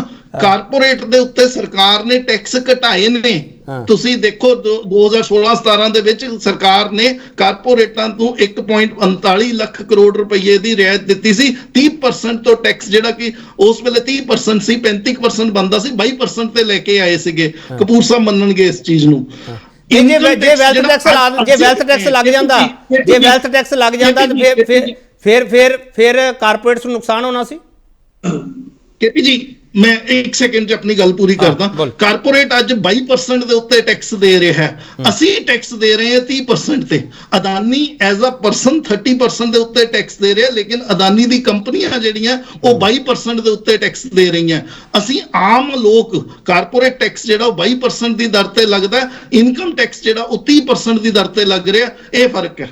ਚਲੋ, ਇਹ ਬਹੁਤ ਵੱਡਾ ਸਵਾਲ ਤੁਸੀਂ ਖੜਾ ਕਰਤਾ। ਮੈਂ ਤਾਂ ਪੁੱਛ ਰਿਹਾ ਸੀ ਵੈਲਥ ਟੈਕਸ ਜੇ ਲਾ ਦਿੰਦੇ ਫਿਰ ਕਾਰਪੋਰੇਟਸ ਨੂੰ ਨੁਕਸਾਨ ਹੋਣਾ ਸੀ। ਵੈਲਥ ਟੈਕਸ ਤੇ ਬਿਲਕੁਲ ਹੋਣਾ ਸੀ। ਵੈਲਥ ਟੈਕਸ ਦਾ ਮਤਲਬ ਕੀ ਹੈ ਵੀ ਦੇਖੋ ਕੇਪੀ ਜੀ, ਜੇ ਤੁਸੀਂ ਸਟਾਕਸ ਖਰੀਦਦੇ ਹੋ ਜਾਂ ਤੁਸੀਂ ਮਕਾਨ ਹੈ, ਉਸ ਮਕਾਨ ਦੀ ਕੀਮਤ ਵਧੀ ਜਾ ਰਹੀ ਹੈ, ਹਰ ਸਾਲ ਮਕਾਨ ਦੀ ਕੀਮਤ ਵਧੀ ਜਾ ਰਹੀ ਹੈ। ਉਹ ਮਕਾਨ ਜਦ ਤੱਕ ਤੁਸੀਂ ਨਹੀਂ ਵੇਚਦੇ, ਉਹਦੀ ਕੀਮਤ ਦੇਖੋ ਵੱਧਦੀ ਜਾ ਰਹੀ ਹੈ। ਉਸ ਵਧੀ ਹੋਈ ਕੀਮਤ ਤੇ ਉਹਦੇ ਚ ਨਾ ਤੁਸੀਂ ਕੁਝ ਕੀਤਾ ਨਾ ਮੈਂ ਉਸ ਦੇ ਉੱਤੇ ਮੈਂ ਕੁਝ ਕੀਤਾ, ਲੇਕਿਨ ਕੀਮਤ ਡਿਵੈਲਪਮੈਂਟ ਦੇ ਕਾਰਨ ਵੱਧ ਰਹੀ ਹੈ। ਉਹਦੇ ਉੱਤੇ ਟੈਕਸ ਬਣਦਾ ਸੀਗਾ। ਜੇ ਸਰਕਾਰ ਉਹਦੇ ਉੱਤੇ ਟੈਕਸ ਲਾਉਂਦੀ, ਲੋਕਾਂ ਵੱਲ ਨੂੰ ਉਸ ਪੈਸੇ ਨੂੰ ਖਰਚਦੀ, ਸਰਕਾਰ ਨੂੰ ਇਹ ਕੰਮ ਹੀ ਨਹੀਂ ਸੀ ਕਰਨੇ ਪੈਣੇ ਜਿਹੜੇ ਹੁਣ ਕਰ ਰਹੇ ਹੈ। ਚਲੋ, ਮੇਰੇ ਕੋਲ ਵਕਤ ਹੁਣ ਇੰਨਾ ਹੀ ਹੈ। ਬਹੁਤ ਧੰਨਵਾਦ। ਇੱਕ ਮਿਸਟਰ ਜੀ, ਮੈਂ ਥੋੜਾ ਇੱਕ ਪੁਆਇੰਟ ਸਿਰਫ ਖੋਸਲਾ ਜੀ ਦੀ ਗੱਲ 'ਚ ਥੋੜਾ ਐਡੀਸ਼ਨ ਕਰਨਾ ਚਾਹੁੰਦਾ ਹੈਗਾ ਵਾ। ਉਹਨਾਂ ਨੇ ਸਾਰੀ ਗੱਲ ਠੀਕ ਕਹੀ ਹੈ, ਪਰ ਜਦੋਂ ਬੇਸਿਕਲੀ ਕਿਸੇ ਦੀ ਇਨਕਮ 50 ਲੱਖ ਤੋਂ ਉੱਪਰ ਆ ਜਾਂਦੀ ਹੈ ਨਾ, ਤੇ ਉਹ ਜਿਹੜਾ 30% ਟੈਕਸ ਹੈ ਨਾ, ਉਹਦੇ ਉੱਪਰ 25% ਸਰਚਾਰਜ ਵੀ ਨਾਲ ਲੱਗ ਜਾਂਦਾ ਹੈਗਾ ਵਾ। ਉਹ ਐਡੀਸ਼ਨਲ ਟੈਕਸ ਵੀ ਅੱਜ ਦੀ ਡੇਟ ਦੇ ਵਿੱਚ ਗਵਰਨਮੈਂਟ ਲੈਂਦੀ ਪਈ ਹੈ ਉਹਨਾਂ ਕੋਲੋਂ। ਉਹ ਘਟਾ ਲਿਆ ਜਿਹੜਾ ਜਿਹਦੇ ਬਾਰੇ ਚਲੋ, ਮੇਰੇ ਸਵਾਲ ਵਿੱਚ ਤੁਸੀਂ ਬਹੁਤ ਖੁਲਾਸੇ ਕਰਤੇ ਅੱਜ। ਖੋਸਲਾ ਸਾਹਿਬ, ਮੈਨੂੰ ਸੰਜੇ ਕਪੂਰ ਜੀ ਇੱਕ ਸਵਾਲ ਦਾ ਜਵਾਬ ਦੇ ਦਿਓ ਜਾਂਦੇ ਜਾਂਦੇ। ਜਿਹੜਾ ਇਹਨਾਂ ਨੇ ਕਿਹਾ ਕਿ ਬਤੌਰ ਕੰਪਨੀ ਉਹ 22% ਭਰਦੇ ਪਏ ਆ, ਸਰ ਇਹ ਜਸਟਿਸ ਹੈ? ਦੇਖੋ, ਮੈਨੂਫੈਕਚਰਿੰਗ ਸੈਕਟਰ ਨੂੰ ਇਨਸੈਂਟਿਵ ਦੇਣਾ ਗਵਰਨਮੈਂਟ ਦਾ ਫਰਜ਼ ਵੀ ਬਣਦਾ ਹੈ ਔਰ ਦੇਣਾ ਵੀ ਚਾਹੀਦਾ ਹੈ, ਕਿਉਂਕਿ ਮੈਨੂਫੈਕਚਰਿੰਗ ਸੈਕਟਰ ਤੋਂ ਅਲਟੀਮੇਟਲੀ ਗਵਰਨਮੈਂਟ ਨੂੰ GST ਵੀ ਆਣਾ ਹੈ ਔਰ ਮੈਨੂਫੈਕਚਰਿੰਗ ਸੈਕਟਰ ਨੇ ਰੋਜ਼ਗਾਰ ਵੀ ਦੇਣਾ ਹੈਗਾ ਵਾ ਲੋਕਾਂ ਨੂੰ। ਤੇ ਕੁਝ ਨਾ ਕੁਝ ਇੰਡਸਟਰੀ ਲਗਾਉਣ ਲਈ ਸਰਕਾਰਾਂ ਨੂੰ ਇਨਸੈਂਟਿਵ ਦੇਣੇ ਹੀ ਪੈਂਦੇ ਹੁੰਦੇ ਹੈ। ਸਟੇਟ ਗਵਰਨਮੈਂਟ ਦਿੰਦੀ ਹੈ ਆਪਣੇ ਲੈਵਲ ਤੇ ਇਨਕਮ ਟੈਕਸ ਦੇ ਮੈਟਰਸ ਨੂੰ ਲੈ ਕੇ, ਔਰ ਜਿਹੜੀ ਸੈਂਟਰ ਗਵਰਨਮੈਂਟ ਦਿੰਦੀ ਹੈ ਇਨਕਮ ਟੈਕਸ ਨੂੰ ਲੈ ਕੇ। ਸਟੇਟ ਗਵਰਨਮੈਂਟ ਦਿੰਦੀ ਹੈ ਵੈਟ ਨੂੰ ਲੈ ਕੇ। ਚਲੋ। ਤਾਂ ਇੰਡਸਟਰੀ ਨੂੰ ਪ੍ਰਮੋਟ ਕਰਨ ਲਈ ਕੁਝ ਇਨਸੈਂਟਿਵ ਗਵਰਨਮੈਂਟ ਨੂੰ ਦੇਣੇ ਪੈਂਦੇ ਹੈ, ਫੋਰਨ ਇਨਵੈਸਟਮੈਂਟ ਨੂੰ ਅਟਰੈਕਟ ਕਰਨ ਲਈ ਇਨਸੈਂਟਿਵ ਦੇਣੇ ਪੈਂਦੇ ਚਲੋ, ਹੈ ਠੀਕ ਕਿ ਵੱਧ ਤੋਂ ਵੱਧ ਠੀਕ ਹੈ, foreign ਠੀਕ ਹੈ। ਇਨਵੈਸਟਮੈਂਟ ਇੰਡੀਆ ਦੇ ਵਿੱਚ ਆਵੇ ਤੇ ਸਰਕਾਰ ਨੂੰ ਇਹ ਮੇਜਰਸ ਅਡਾਪਟ ਕਰਨੇ ਹੀ ਪੈਂਦੇ ਹੁੰਦੇ। ਚਲੋ, ਬਹੁਤ ਧੰਨਵਾਦ ਸੰਜੇ ਕਪੂਰ ਜੀ ਤੁਹਾਡਾ, ਡਾਕਟਰ ਖੋਸਲਾ ਤੁਹਾਡਾ ਬਹੁਤ ਧੰਨਵਾਦ, ਮਲਹੋਤਰਾ ਸਾਹਿਬ ਤੁਹਾਡਾ ਬਹੁਤ ਧੰਨਵਾਦ, ਅੰਮ੍ਰਿਤ ਕੌਰ ਗਿੱਲ ਤੁਹਾਨੂੰ ਲਾਸਟ ਵਿੱਚ ਵਕਤ ਨਹੀਂ ਦੇ ਸਕਿਆ, ਮਾਫ ਕਰਨਾ, ਤੁਹਾਡਾ ਵੀ ਬਹੁਤ ਧੰਨਵਾਦ। ਟੈਕਸ ਸਲੈਬ 'ਚ ਬਦਲਾਅ ਹੋਇਆ ਤੇ ਕੀ ਬਦਲੇਗਾ, ਸਾਡਾ ਸਵਾਲ ਇਹ ਵੀ ਸੀਗਾ। ਤੇ 23 ਦੇ ਬਜਟ 'ਚ 24 ਦਾ ਟ੍ਰੇਲਰ ਹੈ। ਮਿਸਟਰ ਖੋਸਲਾ ਕਹਿੰਦੇ ਆ ਕਿ ਇਸ ਤੋਂ ਪਹਿਲਾਂ 9 ਸੂਬਿਆਂ ਦੀਆਂ ਚੋਣਾਂ ਉਹ ਟਾਰਗੇਟ ਤੇ ਹੈ ਤੇ ਕੁੱਲ ਮਿਲਾ ਕੇ ਆਮ ਆਦਮੀ ਤੇ ਬੋਝ ਵਧਿਆ ਕਿ ਘਟਿਆ, ਸਾਡਾ ਸਵਾਲ ਇਹੀ ਸੀਗਾ। ਇੰਨੇ ਘੱਟ ਵਕਤ ਦੇ ਵਿੱਚ ਇਹ ਸਾਰੇ ਸਵਾਲ ਐਡਰੈਸ ਨਹੀਂ ਕੀਤੇ ਜਾ ਸਕਦੇ, ਸਮਝ ਸਕਦੇ ਕਿਉਂਕਿ ਬਜਟ ਬਹੁਤ ਵੱਡਾ ਹੁੰਦਾ ਤੇ ਬੜੇ ਸਾਰੇ ਸੈਕਟਰ ਜਿਹੜੇ ਉਹ ਕਵਰ ਕਰਨੇ ਹੁੰਦੇ। ਬਹੁਤ ਧੰਨਵਾਦ।